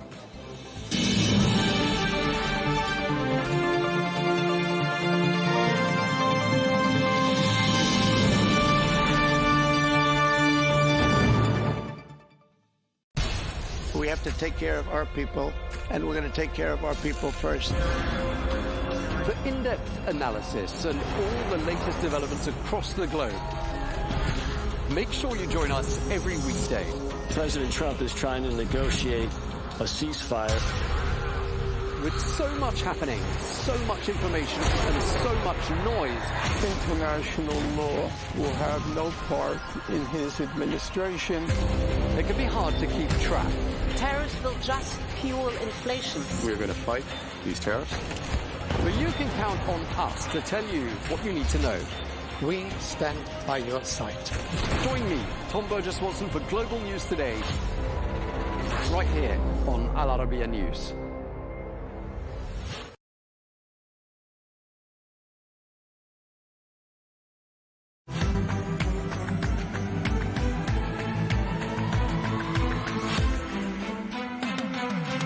Africa is at a crossroads. Amidst vicious global competition, Africa must forge its own path and secure a place at the table. In May 2026, Africa's business and political leaders will unite at the Africa CEO Forum Annual Summit to set the course for the continent. Join us and shape the future of Africa. Al Arabiya English, your media partner.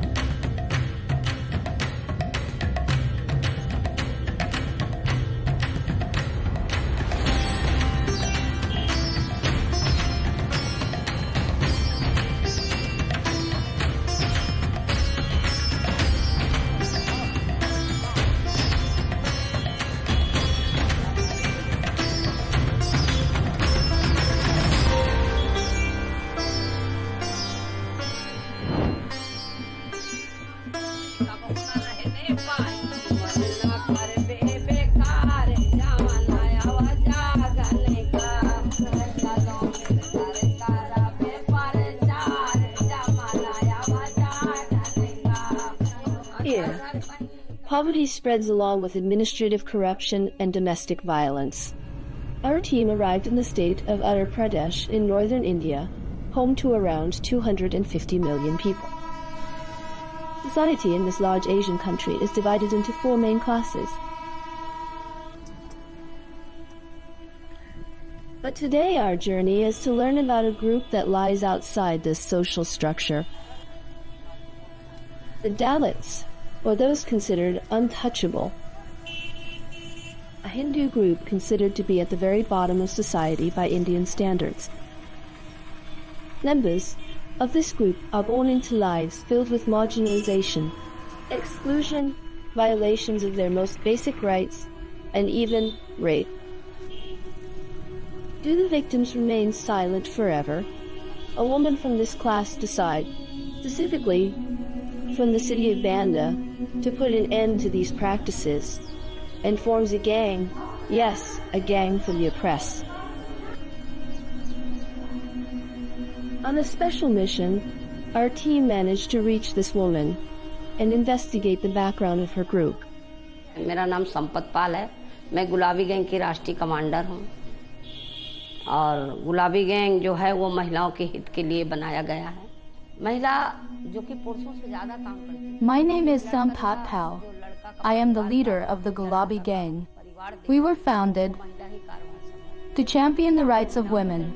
A woman cares for her family and her husband's family, so why shouldn't she be respected? That is what drove me to establish this gang, and it became known as Gulabi Gang in 2006. One day, Sampat Pal saw a man mercilessly abusing his wife and witnessed it. She asked him to stop, but he assaulted her as well, so she returned the next day, accompanied by 5 other women carrying bamboo sticks, and punished the perpetrator. Harshly, the news spread like wildfire, and soon women began approaching Sampat Pal in large numbers, requesting similar interventions. Many women stepped forward to join her group, so she decided that this newly formed association needed a uniform and a name.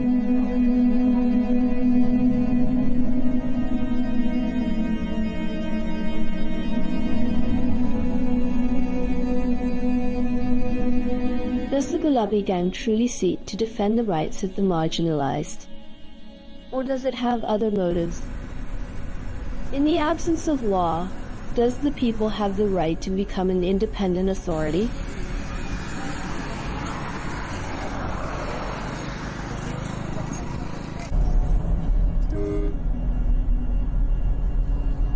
Sampat Pal regularly meets with members of her gang, all of them women, to discuss the city's conditions and inform her about those in need of help.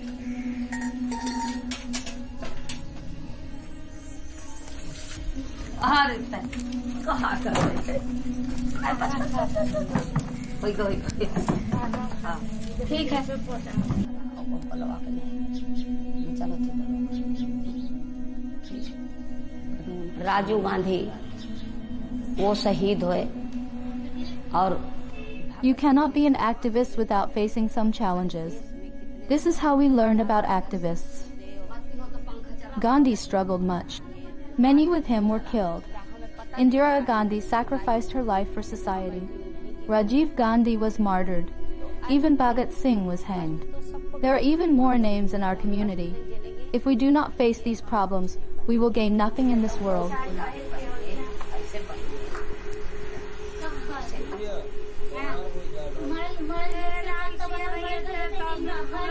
Everyone here knows this gang, from their organized military-style marches to their distinctive matching pink outfits. Gulabi in Hindi means the color pink, and this bright color is not a random choice that it had relied on in the past.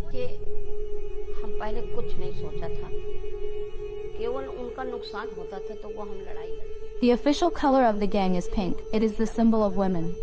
It has always been associated with them. It's their favorite color.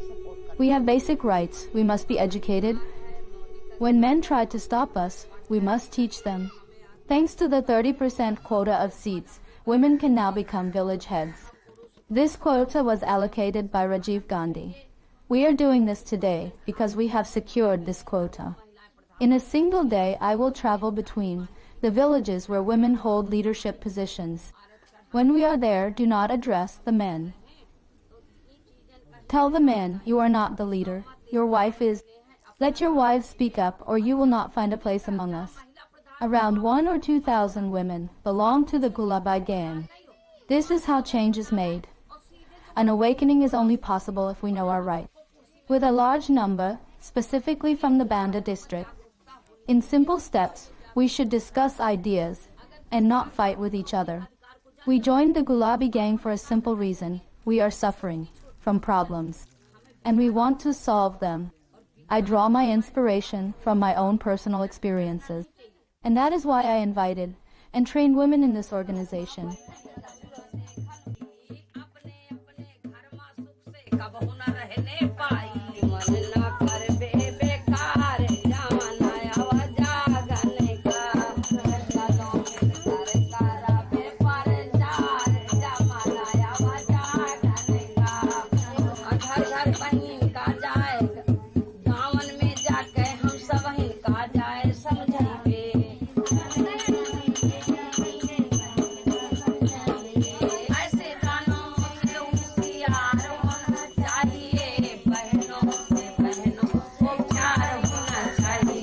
They sing motivational songs together before preparing to head into the streets, with everyone participating, even children, as Sampat Pal represents a role model for them.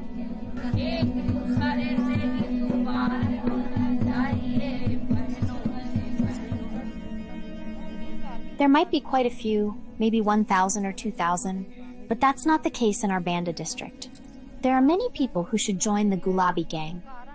The reason is that when someone shares their troubles, we need to help resolve their issues.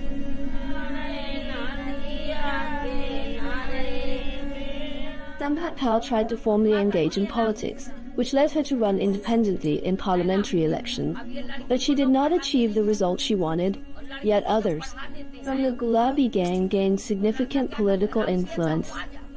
In 2010, 21 members of the gang were elected to panchayat positions overseas. Local issues such as road construction, water sanitation, and agricultural development plans. We started the Gulabi gang to uplift women and confront the system. Be happy whether it's a girl or a boy. Educate the girl, educate the boy, give them equal education. Only then will our society progress.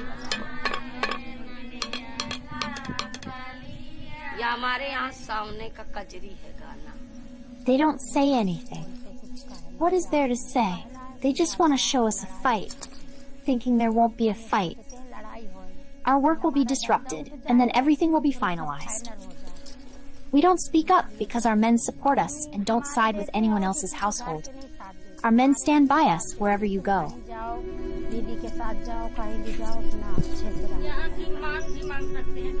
This movement began with only dozens of women, but today the number of members of the Gulabi movement is estimated in the thousands across different Indian states. However, the number of active members can change. It is difficult to give an exact figure, as it operates as a decentralized movement without formal membership requirements.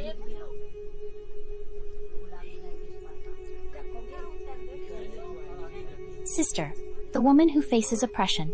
In-laws frequently mistreat sisters and daughters. They don't keep them, they beat them well. They have it too. She goes to them and explains clearly that you need to keep it. So they keep them well and do what is necessary. Now those who drink alcohol, right? Such people are given all the utensils, so sister gives them, she also punishes. That's not the case with them. Also for improvement. They work too, trying to build her own home.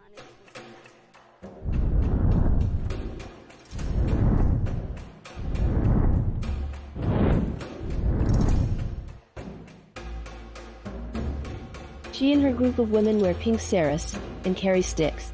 They did not limit themselves to fighting injustice and corruption, but also confront police officers, corrupt officials, and abusive husbands.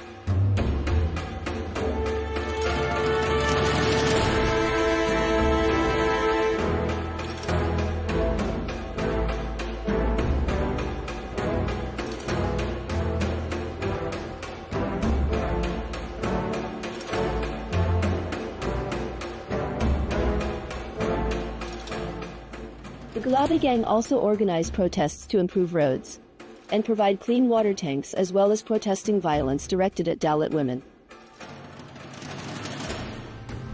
Look, whether it's a politician, an official, or a village thug, I am always ready to stand against them, whether they are politicians, thugs, or officials. We are always ready with our sticks.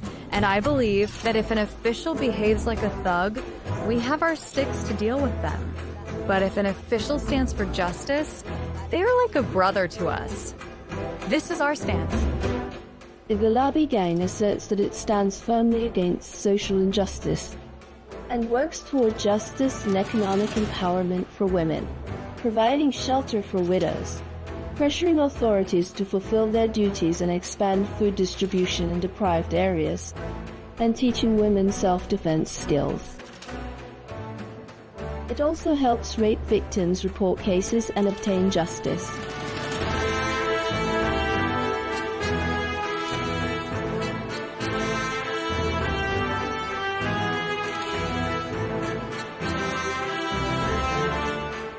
The means of achieving these goals vary widely, from reconciliation sessions to protests, from cooperation with local authorities to punishing rapists using wooden sticks. They handle buildings like their dough, then head home. If they persecute them, we will take them away. Let's go with us. Let's kill you with us. They take them out when they come home. So we will fight. No one will hit or abuse you. We will live well while carrying the pink stick.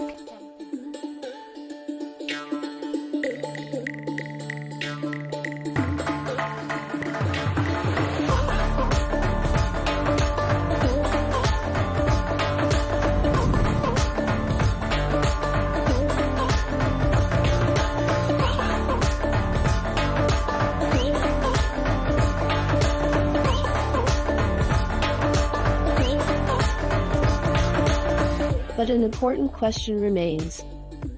What is the view of men in this traditional society?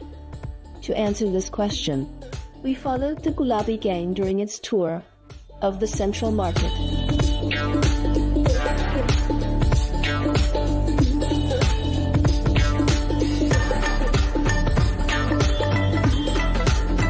Gulabi Gang is led by Sampat Pal, who has been involved for 20 years. Living in the same village means we always meet. They confront the weak in an unconventional way and put on an engaging display as if they were part of a famous rock band with all eyes on them.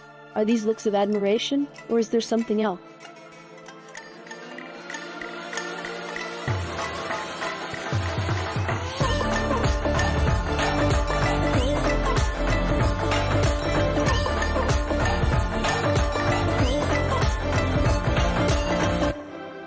If we seek help from those in power, they can assist us, but it's not guaranteed that they will.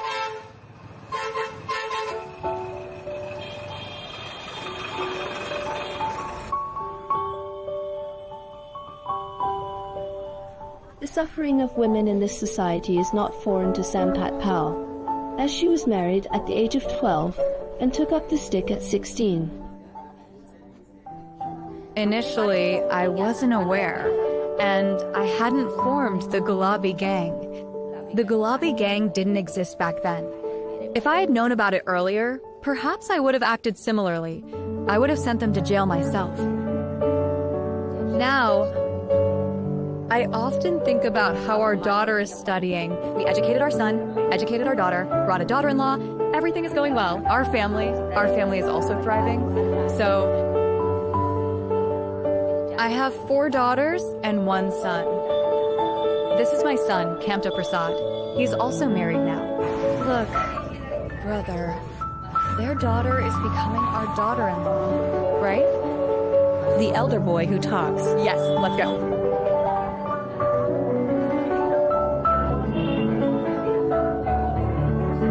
They said, "Don't teach us through experience," I replied. "If you were like that." How do you do it? Do you do it? Yes. How do you do it? Our daughter-in-law has also completed her MA. She is well educated, and our daughter is capable in every way. I have built a good family, and along with my family, I have worked for others as well. Go ahead and make a difference. People often say to take care of your own home first, so we focused on our own household initially. Only after that did we work outside.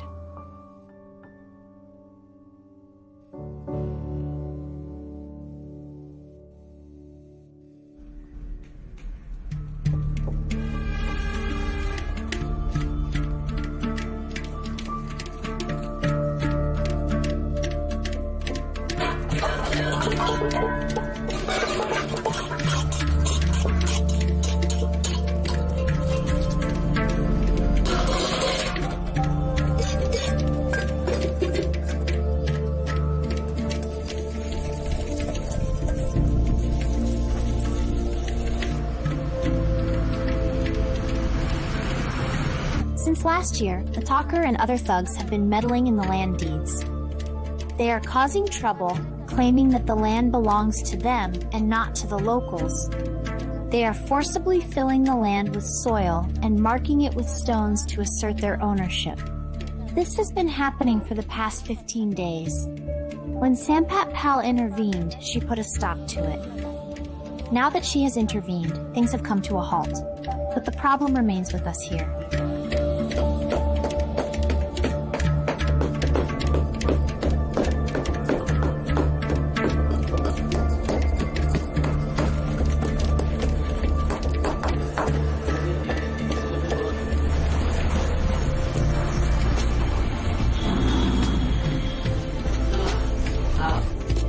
When we were building our house, they were calling us thugs, saying that this is talker's land, meaning, don't build your house here, this is our land, you need to leave, you have no claim here. And if we have the land deed, why should we leave? We will stay right here, where else would we go?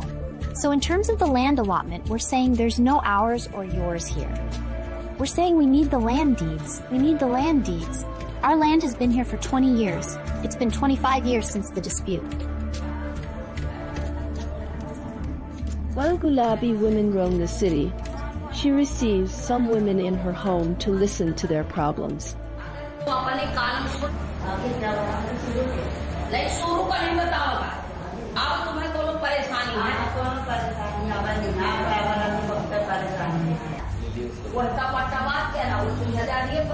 Let me tell you what happened with me. Our goat got loose and started eating the wheat. So the Brahmin's mother came over. She caught the goat and tied it up at her house. When she tied it up, my brother-in-law went over and brought the goat back, tying it up at our place. After tying him up, they started hurling abuses. When they began abusing, his son was also there. The younger one explained the whole situation. From here, they took us there and then started grabbing land, saying, "Tell us, he's a poor man. Why don't you write an application for him? Why not? When you write a report, they say he's a leader. He's a leader. So let him be a leader. What do? The poor man is running here and there out of fear, and they're making him fall there. So if you only listen to them and not to us, then what can we do? That's where the Gulabi Gang comes in. Sampat Pal from the Gulabi Gang. It was Sampat Pal who helped us. I filed a report. संपर पाल गुलाबी gang की संपर पाल ही तो हमारी मदद किया मैंने report कराया Yes, when women face atrocities, she goes there to resolve the issue and comes back. She comes back, Didi comes back. Sampat Pal arrives. आ जाती हैं दीदी आ जाती हैं संपत पाल ने आ जाती हैं What should she do? She should ensure that some legal action or court intervention takes place. There should be some expenses too, as we are being suppressed and intimidated by powerful people. They have power, and we feel helpless. It should be like this, but I've lived in the village. The children's ashes that the next program will raise.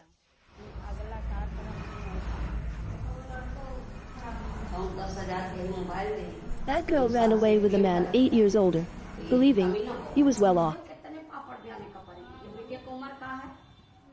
But she discovered in the first nights of marriage the opposite, so she returned to her family the next morning. The girl asked Sampat Pal to intervene to annul the marriage.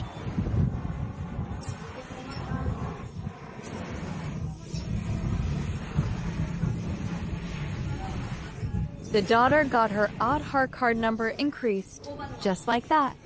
Yes, if she was coming for studies, then it has increased up to 5. The issue of the mark sheet is from 5 years ago. If it aligns with the Aadhaar card, she is considered a minor. We need the 5-mark sheet. Anyone can get an Aadhaar card made, right? One error, right? Yes, an error, and fled again. In the eyes of many, Sampat Pal may be seen as a woman who rebels against social norms, yet she does not hide her adherence to many traditions. As she does with this young woman trying to determine her age by examining her arms. In India, a person is not considered an adult until reaching 18. Therefore, the marriage is considered invalid because the girl has not yet reached this age. The Gulabi Gang may claim that it is committed to achieving justice, but not everyone shares the same view. The methods of this group, which at times include direct confrontation and even violence, raise concerns among some thinkers. Administration which has a lot to answer, because despite the fact that the government is trying its level best to penetrate into the society, they are still far from the actual issue which needs to be sorted out. And it is at this stage that the government feels little constrained, because Gulabi Gang has its approach, had its connection within the family, within the society, and they can manage things rather very easily. They can flag off issues. They come to know about a particular problem right in the beginning. Whereas the government has its constraints, it cannot go into at the village level all the time, and they are not present in fact. And the Gulabi Gang people, they are basically from the community, so they are easy. They can in fact manage things much earlier as compared to the government officials.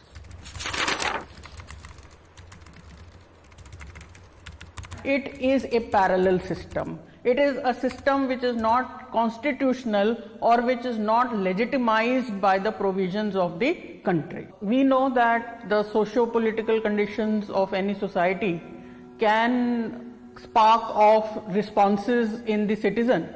And here this was a feminist response which was to the conditions of women in that area. It included things like domestic violence, it included things like lack of rights, privileges, opportunities for women. So we can see that these are very crass conditions, very poor, abject conditions in which women were living. And so they thought it pertinent to come on the ground and take the law in their own hands and improve their own situation.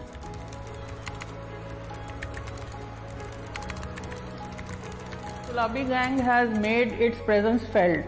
So in a way it should modulate its confrontationist stand, and it should now try and align itself with the ideas or with the, we can say, policies of the government. I feel very happy. I am thinking that every woman should become like Sampat Pal. They just want the pink gang to end. This name will definitely continue, and that makes me happy.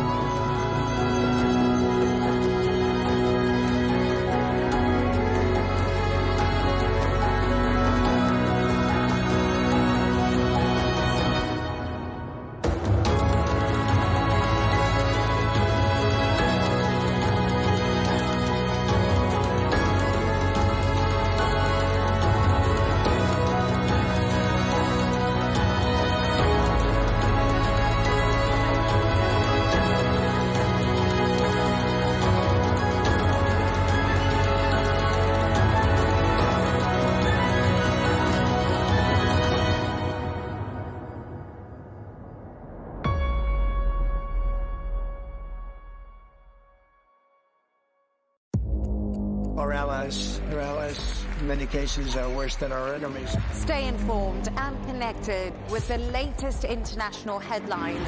There obviously is a risk. From breaking news to in-depth analysis, it would appear that this war is coming to an end. Who buys this stuff? Investors, pension funds. we deliver the most important developments straight to your screen. Iran always wanted to deal with militia. Join us for compelling, expert-driven conversations. A curfew order has been established. And an insightful look at the issues shaping our world today. There are lots of proposals about European architecture for security. I'm Leigh Ann Gerrans, and this is W News. We dealt with this when I was Chief of Staff in the first term. Where you don't just hear the headlines, you get the full story.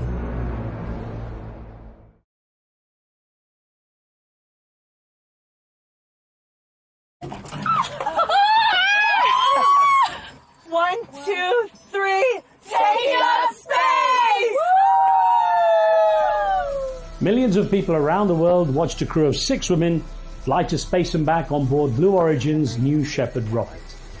Much of the attention before and after the flight focused on superstar celebrities, the musician Katy Perry and TV host Gayle King.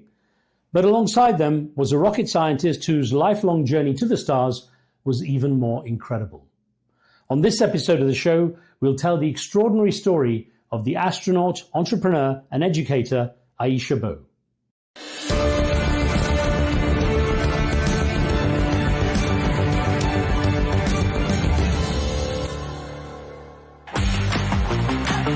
If you would have told me that one day I would be sitting here with a flight crew jacket on, talking to you about going to space, I would have thought that that story was a lofty one too.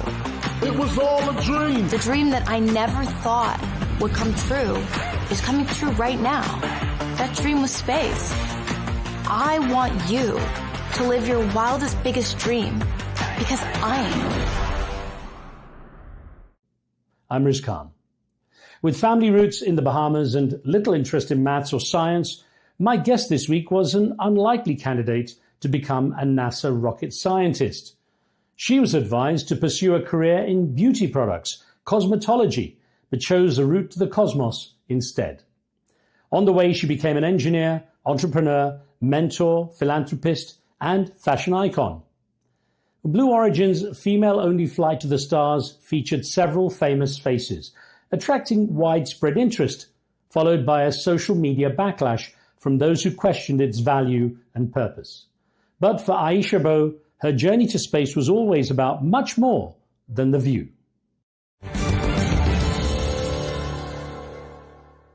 Aisha, thank you for joining the show. Now, take us back to launch day. What was going through your mind that morning, and how did it feel knowing that you were finally about to realize your dream of going into space?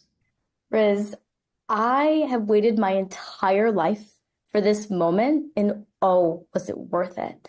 to have the opportunity to travel at about 2,200 miles an hour and to fly up to the international boundary of space, which is the Kármán line, and see the Earth. I was just overcome with emotion because as someone who spent their career working at NASA, who's traveled around the world working with kids, who's been really excited about space and science, to see Earth from that view, I knew that everything I had gone through to be in that moment was worth it. How significant was it that you were part of an all-female crew? What did that add to the experience?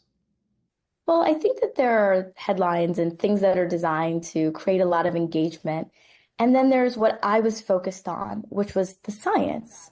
And as someone who's traveled around the world speaking in order to inspire women and non-traditional people to enter the field, my big takeaway was that I got to conduct science with HBCU, which in the United States is a historically Black college and university. We had a predominantly female-led research team, which was amazing. We flight qualified hardware, which could be used for research in the future.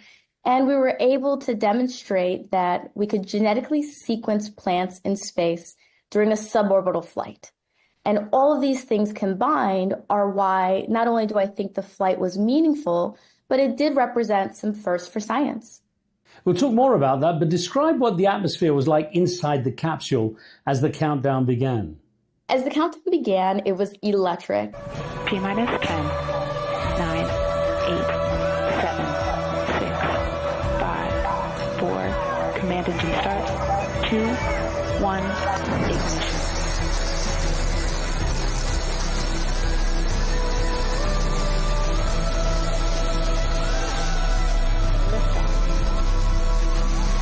New Shepard has cleared the tower.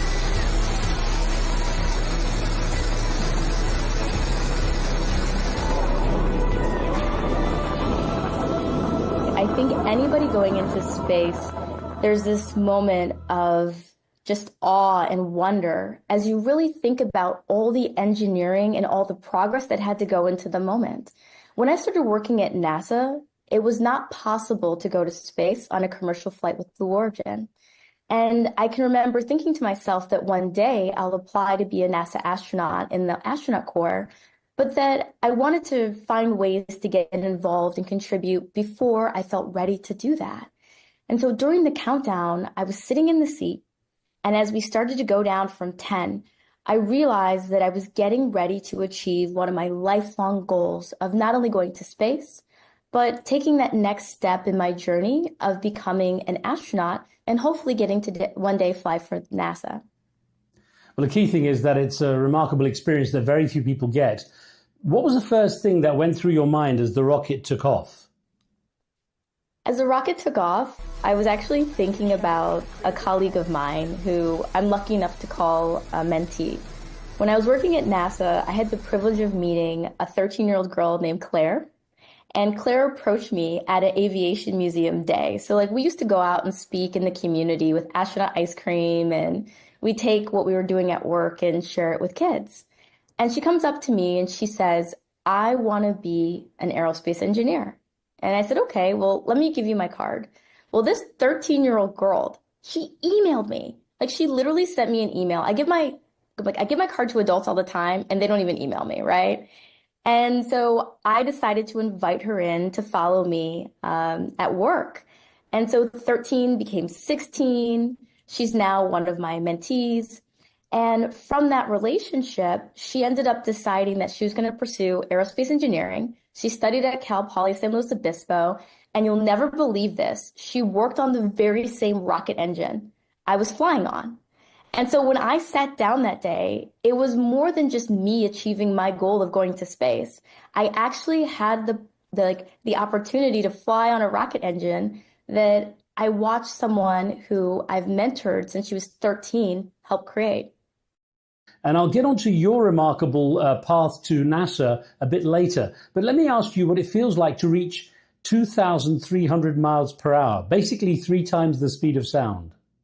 It was an incredible feeling. I mean, I had trained for this moment over the course of the last 2 years. And if anybody has the opportunity outside of this conversation to pop into my Instagram or my social media, they'll see me jumping out of planes and, training in a FAA human-rated centrifuge. And so by the time we hit Mach 3, I was smiling from ear to ear. I looked at the GoPro footage and it was just pure joy because I was ready, I was prepared, and I was excited to be able to capture the moment. So we have some footage of you in that centrifuge.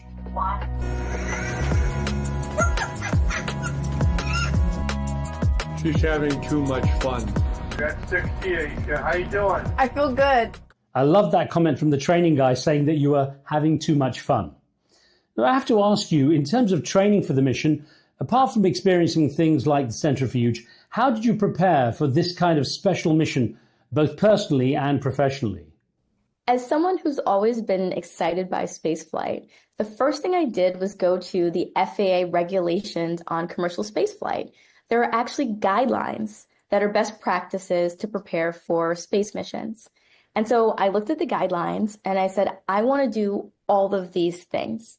And really the criteria boils down to you must train in a manner that demonstrates that your body is prepared to go to space. And so I found the centrifuge. I'm here at the NASTAR facility starting training for my flight. Are you ready? Let's go. This is going to be your office this afternoon. Yes. Hey! You're ready for space. You heard the space shuttle bump? It's like, oh! In circle. Congratulations, you just completed all the required training flights to qualify for your flight to space. I literally cannot imagine training for space and not going through this. I'm really happy that I had an opportunity to not only experience this, I found a L-39 Albatross flight, which is a fighter jet, and that was a lot of fun.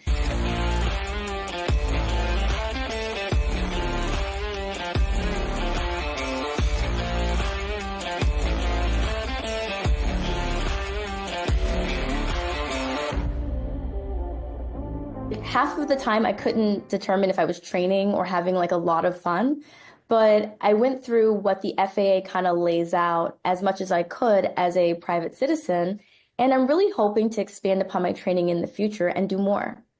I'm sure that there's no way, no matter how much training you do, that you could actually compare any of that with the actual liftoff experience. Oh, there are some things that are really close. I'll tell you that at the FAA human-rated centrifuge that I flew at the NASTAR facility, they've trained over 500 astronauts, and they had the flight profiles from multiple vehicles. And so I had the opportunity to experience what they would simulate as a SpaceX launch. I also experienced the Virgin Galactic launch, and I had a rocket-assisted launch, which was really, really, really fast. So we hit 6 Gs in the simulation. On the way up, we experienced 3. But when we fell back to Earth, we hit about 5.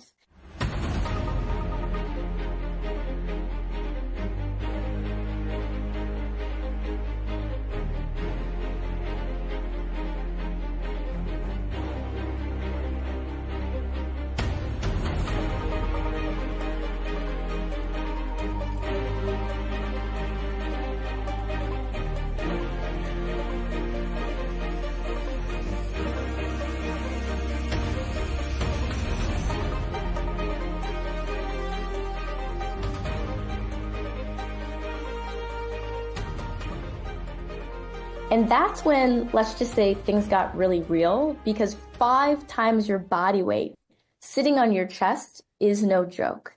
I know there's been some conversation about our suits in the media, but one of the things I really appreciated about the suit was that it was compressive and it helped prevent against G-force induced loss of consciousness, which can occur when you're, pulling a lot of G's. I can assure you that no kind of suit, no matter how advanced, could actually make me feel comfortable with 5 times my weight sitting on me. Now, of course, you actually get to see something that so few people get to do.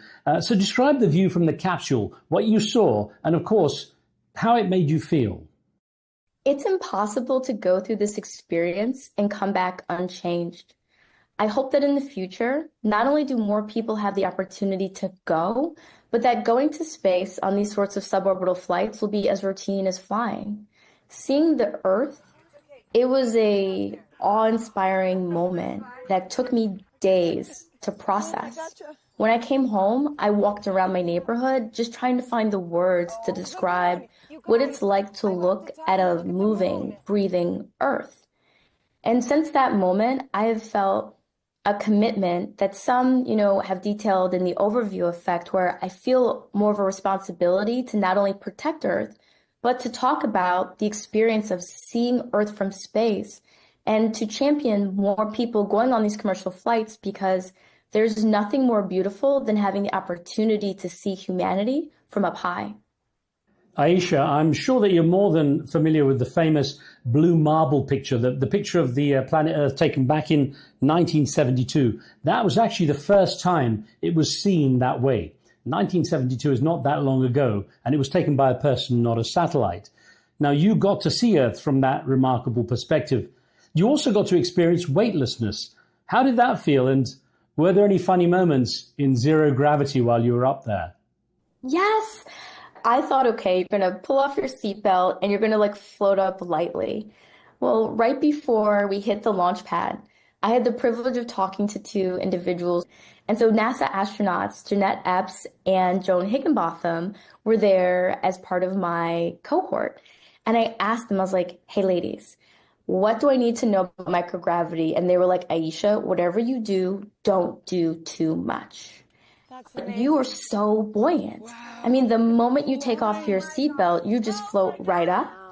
And so for me, I was really nervous that I was going to hit the top of the capsule. So the seatbelt comes off, and then I immediately lift up. And there's a moment of shock where I'm like, oh my gosh, I felt like I was floating away like a balloon.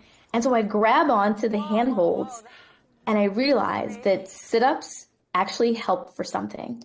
And I was like, okay, I've got my hands here, and I'll be able to get my feet into the toe hold and orient myself. But it takes just a small touch to move around in microgravity. It's really the most elegant sort of feeling of being able to just turn your body entirely upside down, like I did in the capsule, with just a mere turn of my wrist. And that's remarkable. My knees would thank me forever if I could get to weightlessness. Sadly, it's not going to happen. Now, I know the support of your family has been very important to you, and your late father had a space dream of his own. Tell me about that and what he said to you when you were chosen for your space mission. I struggled to find the words because my dad came to the United States in the 80s from the Bahamas to study science in Michigan. And it was his goal to work at NASA. And while he didn't achieve that, he instilled in me that I had the ability to do more. And when I found myself in high school, I didn't think that math or science was for me. And it was my dad that said, you can do this. And so I went from community college to studying aerospace at the University of Michigan and working at NASA. And when we lost him earlier this year, I didn't know that I was actually going to be able to do this. I wasn't sure how I was going to find the energy or the strength, because I never thought that I would get to achieve one of the greatest goals in my life without my dad. And so when you look at the footage of me in the capsule, some people see me floating a patch that says Bahamas. And while that is a nod to my heritage and my father, it's also a nod towards history. The New Shepard vehicle follows the trajectory of Alan Shepard in 1961. And most people know that New Shepard took off in the United States, but they don't know where it landed. It landed in Grand Bahama in the Bahamas. And so for me to have the ability to complete his dream, to have my 92-year-old grandfather, who was born at a time where there were not aircraft on his island, fly to see me take a rocket to space, was just a beautiful full circle moment that I will forever be grateful for. Well, God bless your late father, Aisha. I'm sure you must have felt his presence with you during that profound experience.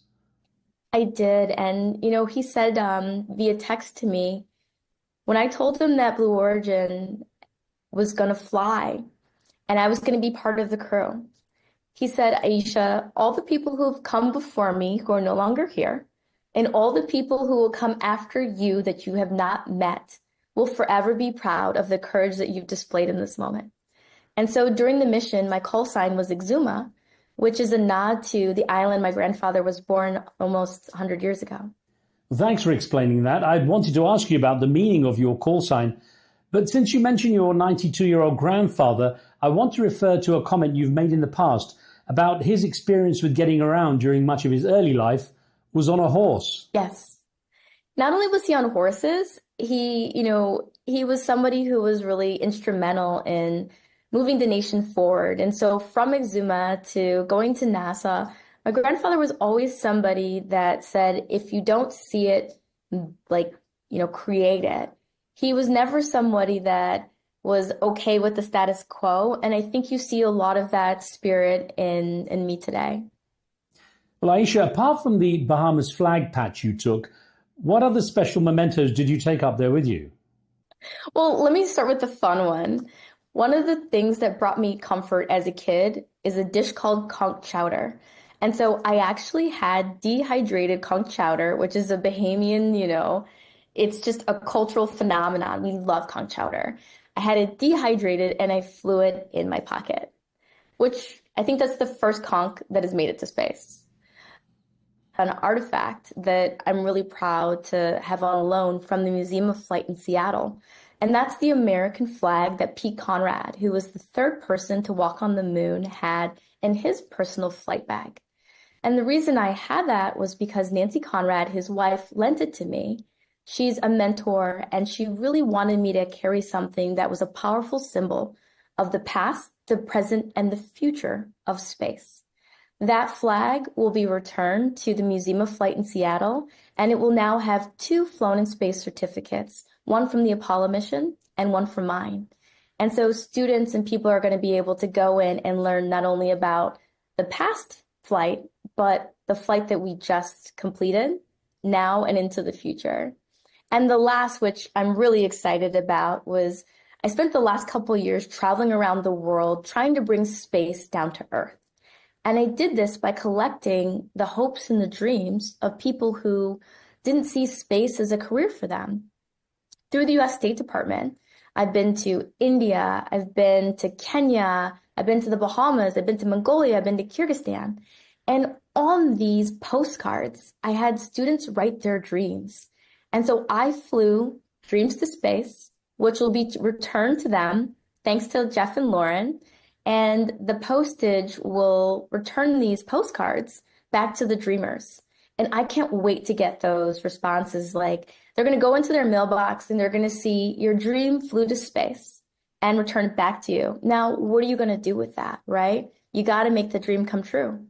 Fantastic. So many wonderful mementos. Well, sadly, your father never got to see your mission into space, but at least your grandfather did. How did he react once he was there at the launch site? Well, my grandfather was overcome with emotion, and he had a wonderful person to comfort him in Oprah. I was really surprised for him because I was not, being in the capsule and being part of the flight, I couldn't really see what was going on. And I start getting all these messages from my family members, and it's just my grandpa and Oprah, my grandpa and Oprah.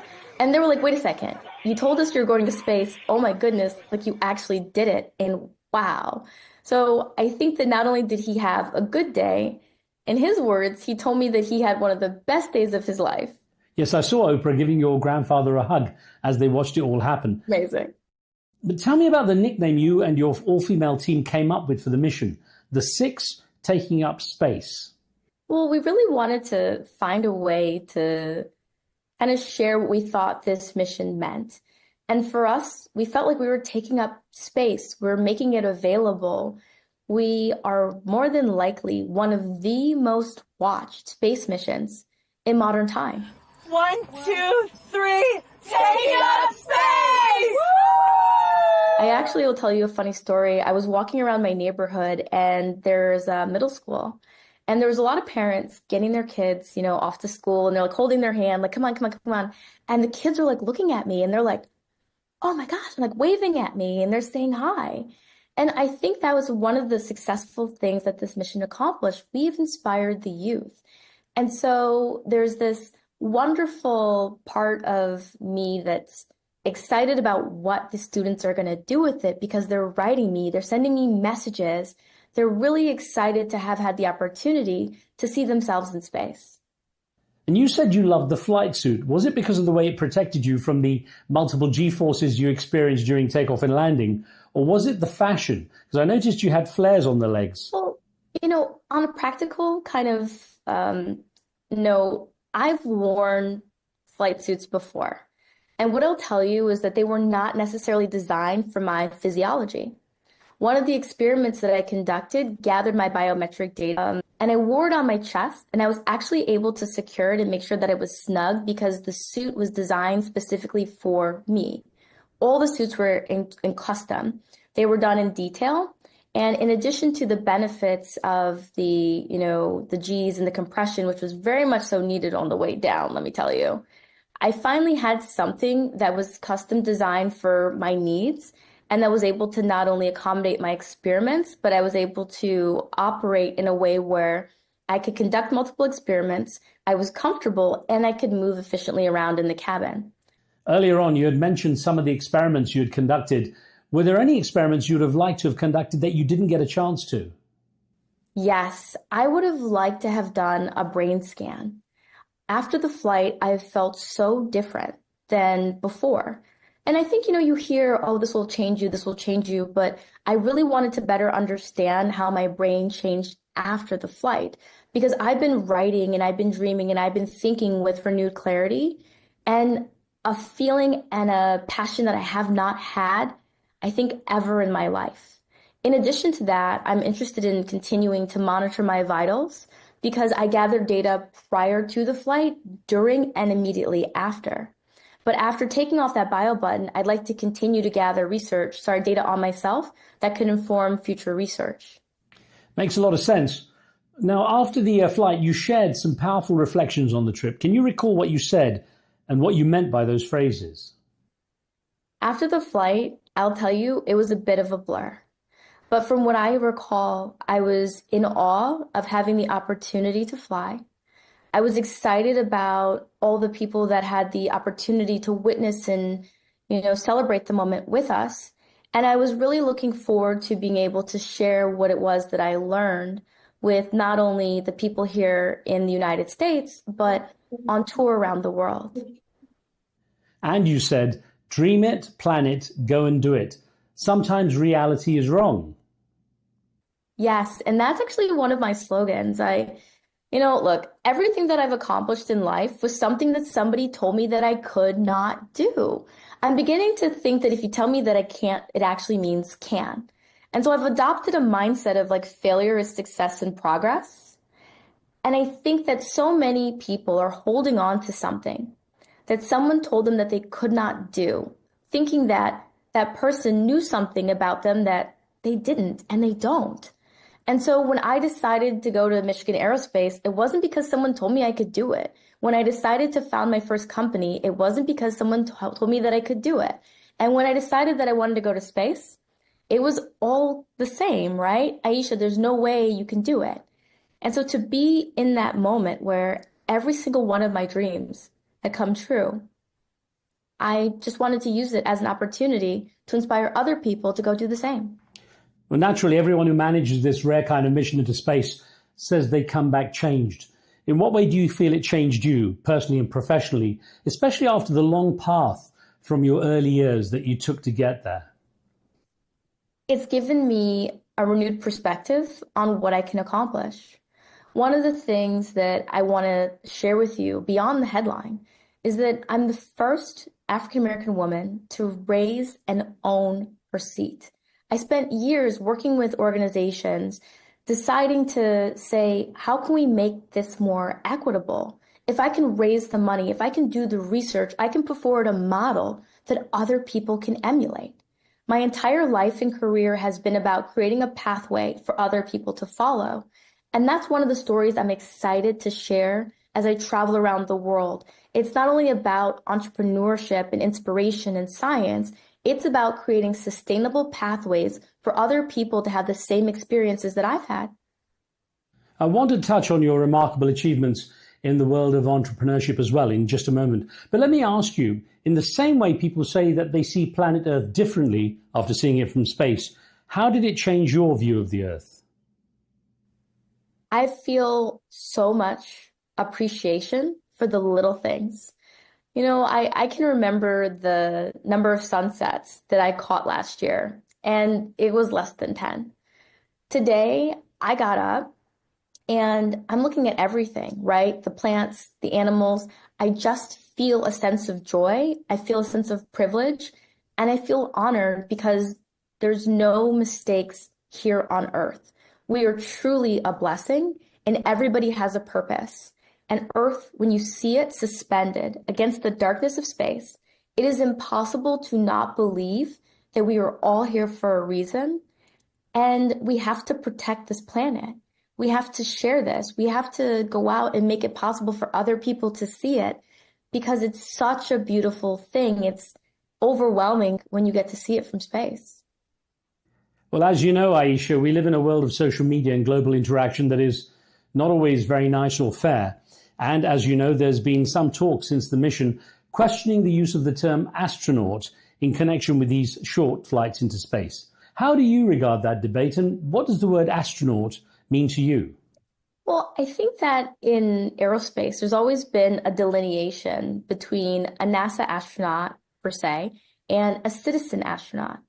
I think that the word citizen astronaut here is maybe more appropriate, but I think we're kind of getting into trying to classify an experience. And the reality of it is that it doesn't necessarily matter what people call me. What I feel we all are explorers.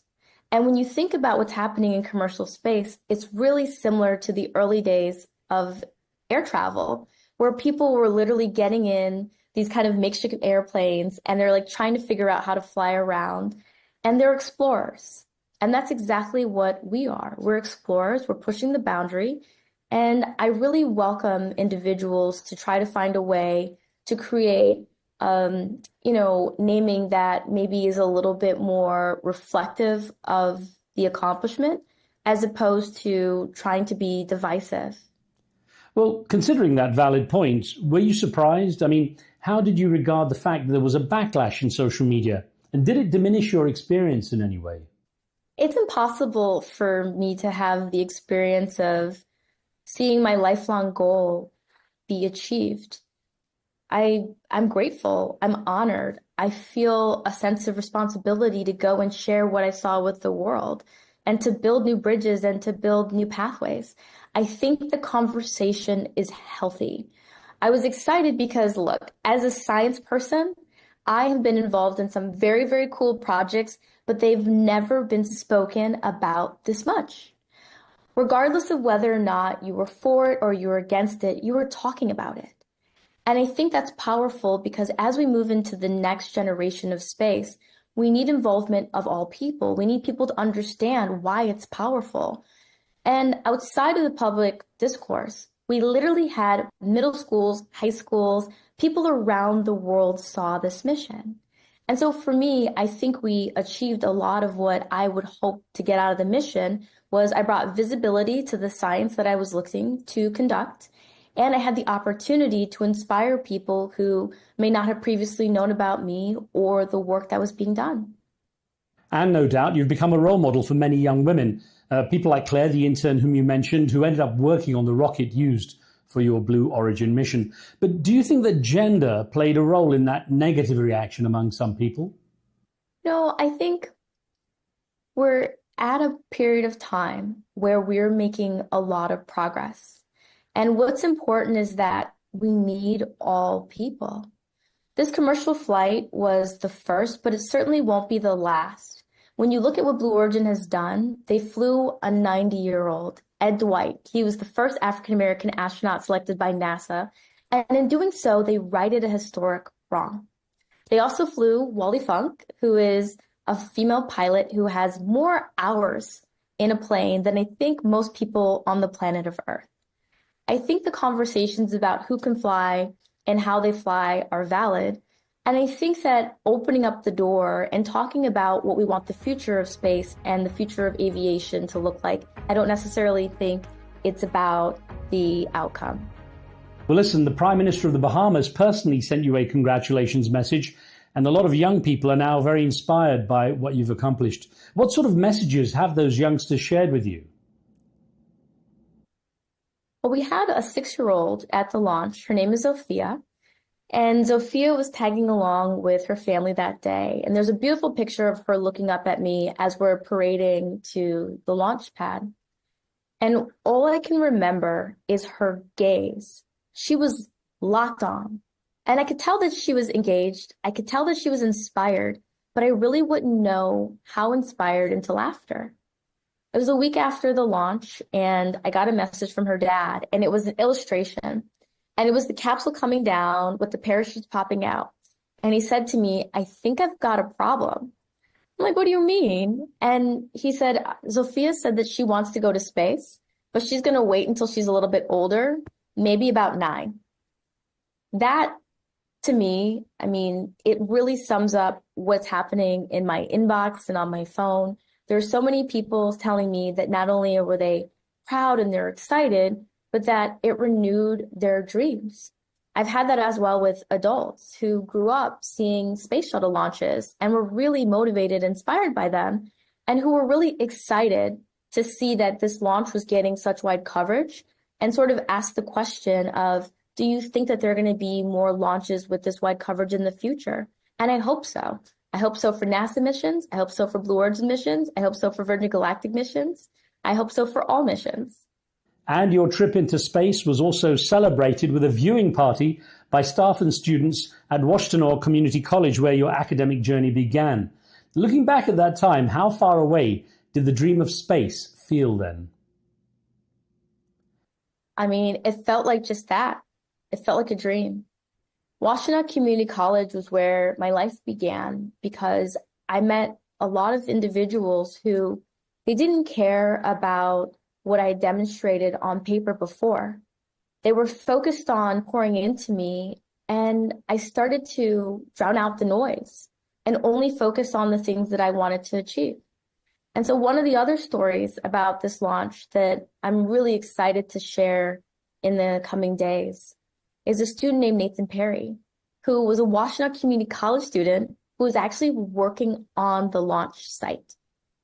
And he's a Blue Origin employee, and we just have this connection because we both started from humble beginnings, from community college to NASA and to space. And the last thing, which completely and totally, I cried when I saw this, I'll tell you, Riz. My community college sent cardboard cutouts of me to the middle school, to the high school, and they had one available for their launch party. And they invited people to come in and actually take pictures of it and share it because it was literally making dreams real, right? This person went to community college. She's now on this rocket, and we have community college graduates who are working to make sure that she's safe alongside people that she's mentored. Well, you carved the path. It's really inspiring. So I wonder, what sparked your shift from originally being uninterested in STEM subjects, science, technology, engineering, and mathematics, to actually becoming a NASA engineer? You know, I struggled with self-doubt. I had low self-esteem, and I spent so many days looking at myself in the mirror and not liking my reflection. And after a while, as a young person, it's really painful. And I started to say, Aisha, what would it be like if you felt good? What would it be like if you liked what you saw in the mirror? And what I realized was that I had committed to all of the negative things I thought about myself, replaying day after day after day. And so I took control of the mental narrative, and I deliberately started to say, you know what? I'm not going to allow you to put yourself down in your mind. I'm going to tell you that you can do it. I'm going to tell you that you are brave. I'm going to tell you that you should have courage. And once I started replaying that in my mind over and over again, I started to realize that I actually felt differently. I felt lighter, and I started to achieve and I started to accomplish things. I think that young persons around the world are in many circumstances under a lot of pressure. It can be so hard for them. And so once I separated the pressure I felt from trying to figure out how I, at 17, was going to study something that would allow me to pay for my life for the rest of my years on the planet and just focus on my goals and my dreams, I really started to flourish. Well, it's good that happened, because there's the incredible story of how you almost missed out on your opportunity to join NASA. That was a close call that almost ruined your dream. Yeah, because as I was working on the self-esteem, I mean, it's not an overnight job. It was something that I had to practice. And even to this day, and on launch day, I got up and in my mind, I affirmed myself. I said, Aisha, you have spent your entire life planning and preparing to be here. Today, you're going to get up, you're going to be present, you're going to do good science, you're going to be focused, and you're going to get everything out of this experience. It took me years to get there because as a college student, I didn't realize the power of being kind to myself. I didn't realize the power of finding a community that could pour into me. And so I had to build those things over the years. And as I've traveled around the world with the State Department or invited talks, I think that a lot of individuals have potential that is just untapped because they have not been taught how to harness the noise that can be in your mind and how to affirm yourself and how to make sure that you give yourself the best possible foundation for success, which is optimism and self-love. And Aisha, I want to discuss how your story progressed, because when you left NASA, you founded your own company, STEM Board, that advises the US government. What drove that decision and what kind of impact has it had? Well, it started with people like Claire. I was meeting students and I was realizing that I had more to give. I loved working for NASA. It is a dream job and I highly recommend it to anybody who's thinking about it. But in my job, my focus was engineering. I didn't have the opportunity to travel around and talk to students and share my journey as much as I would have liked to. And what I realized was that people thought that I was in my job because I was a genius, because everything was perfect, and because I had the best upbringing. And the reality of that was it wasn't quite true. I had a lot of challenges. I had a lot of failures. I had a lot of setbacks, but it was how I chose to look at them that made the difference in the long run. And once I started doing this, I said, what if I created a company? And once again, people laughed in my face, but I was dog sitting this dog who was amazing. And the dog told me I could do it, right? So I was like, animals, they're your friends, like, go do it. And so I said, well, wouldn't it be really cool if I actually built a company from scratch and it worked? Wouldn't other people maybe feel inspired and do the same? Well, 12 years ago, I built STEM Board. We're an engineering firm. We've twice been recognized by Inc. 5000 as one of the fastest growing companies in America. We have been also recognized for hiring and retainment of veterans in the United States and the good works that we've done around the world. And it was all because I just decided that I would make it up, right? I made up the logo, I made up the company. And today I have engineers who work for me full time in multiple states. And that's what we do. We make dreams reality. And we really stand as a model for what other people could do with their potential in the future. And if that wasn't enough, as a young woman starting and running such a successful company, you had to go and start another one called Lingo. What are you hoping to solve with that business? Well, I'll tell you, Lingo was a mistake, but it was a wonderful mistake. Running one company is enough.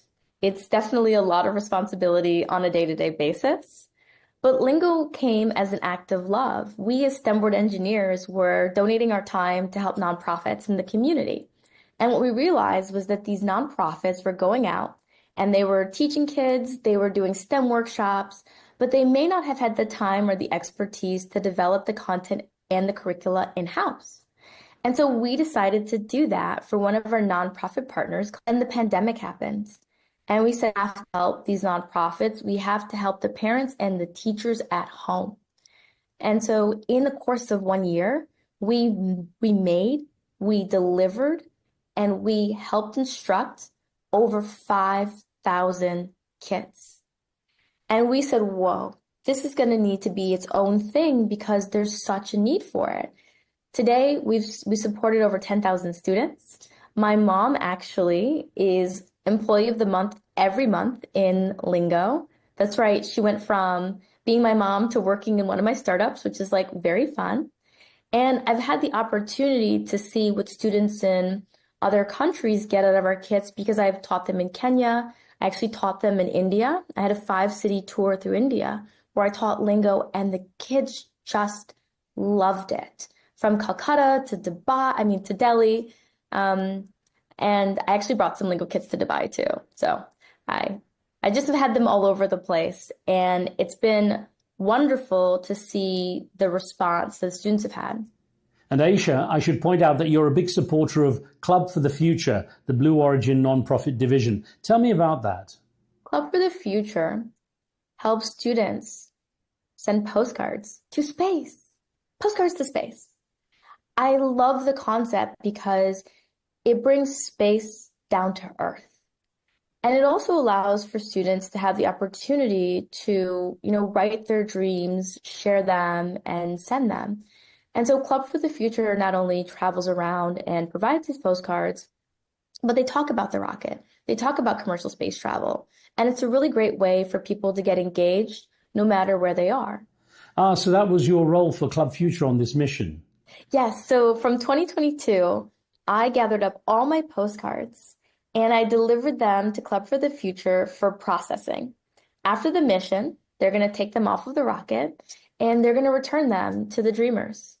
Understood. Well, one thing that people who know you are aware of is that you're not just an entrepreneur, not just obviously smart and academically accomplished as a person who's now been to space, an astronaut, but you're also quite an activist and advocate. I would love to see more people go into space. It is a wonderful deal. So at a time when spending on DEI, diversity, equity and inclusion programs, are being cut back, what gives you optimism about the future of science in the US? What gives me optimism is the power of the person. And what I mean by that is I'm literally having a conversation with you about my STEM career, about the science that I was able to do on the mission, about the funds that I was able to raise with organizations to inhabit the seat, and about a moment that was seen by millions of people around the world, and one which I'm going to spend the rest of my life sharing. And I'm just one person. Imagine the power that comes from this conversation and other people deciding that they have the power to shape the future the way that they want it to be. And that's really what I want to leave people with, right? I dreamed it, I planned it, I did it, and so can you. I understand that there are a lot of things happening, not only in the United States, but around the world that will be discussed for years to come. But I think the question is, what can you do in order to shape the future that you want?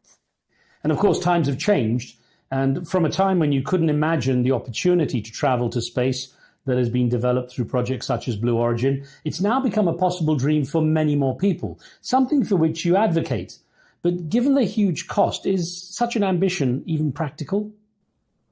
I wonder if when Henry Ford designed vehicles, he thought that they would be as popular as they are today, right? I wonder the same things about the Wright brothers. I think with all great inventions, whether it's ships or aircraft, submarines, they all kind of started being initially fairly expensive and somewhat out of reach. And you had the individuals who became the early adopters, many of whom were more affluent in society, and then these things became more common. I still remember getting my first cell phone. I had only seen cell phones on other people. And I know you're probably laughing because you know exactly what that was like, right? When you get your first phone, I'm from the generation where we had one phone, it was in the kitchen and it had a long cord, and you better hope that your mom cared to give you the message. But now there's more computing power in cell phones than we're on the space shuttle. And so when we talk about innovation, we talk about spaceflight, what we just witnessed is what is going to eventually drive down the cost so that this will be affordable to all people. And it follows the natural cycle that happens with innovation and early adoption. Aisha, let's put this into context. I was excited when I saw my first electric typewriter. Looking ahead, what's next for you on Earth or in space? And what's your newest dream? 1 million students with hands-on STEM learning through our Lingo STEM coding kits. In honor of this mission, I actually spent the last year working with my team to develop lessons that bring some of the same space concepts home. We're piloting them here where I live in Virginia, and we just actually partnered with a local school district to roll them out into the schools, which I'm so excited by. And I can't wait to be able to share the joy of space and the skills that are needed to be employable in the future with millions. Aisha, fantastic. Now, I'm going to end this wonderful interview with something that we like to do with cool people on this show, and that is to ask you around 10 quick-fire questions where you can just answer in 1 or 2 words. You just have to think on your feet. Are you up for that? I'm up for it. Cool. Okay. The first one. What's the biggest discovery you'd like to see in space exploration? Another habitable planet. Number 2. What's the most important thing an alien should understand about humans? Humanity is just beautiful. It's compassionate. It's wondrous, and it should be protected. Number 3, is there anything you would do differently on a second trip to the stars? I would spend much more time. Number 4, would you rather return to space yourself or inspire a future astronaut to travel to Mars? Can I do both? Both. Why not? Okay, there you go. Number 5, will women close the gender gap in the space workforce within the next 10 years?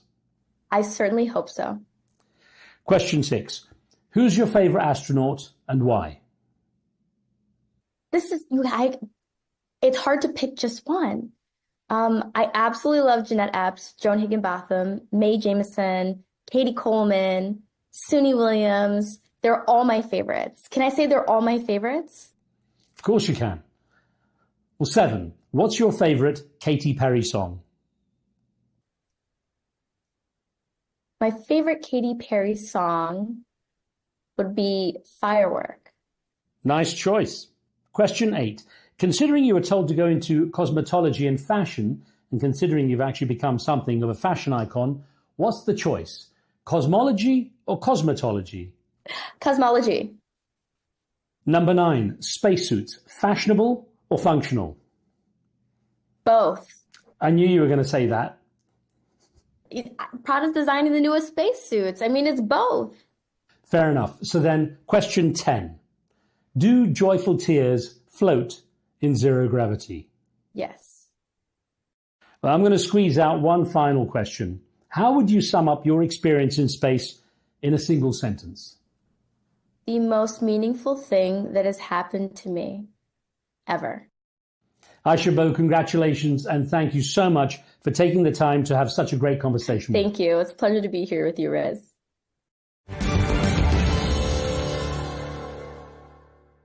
The remarkable astronaut, Aisha Bo. That's it for now. Don't forget to subscribe and leave your comments and thoughts. I'm Riz Khan. From me and the team, thanks for watching. We'll see you next time.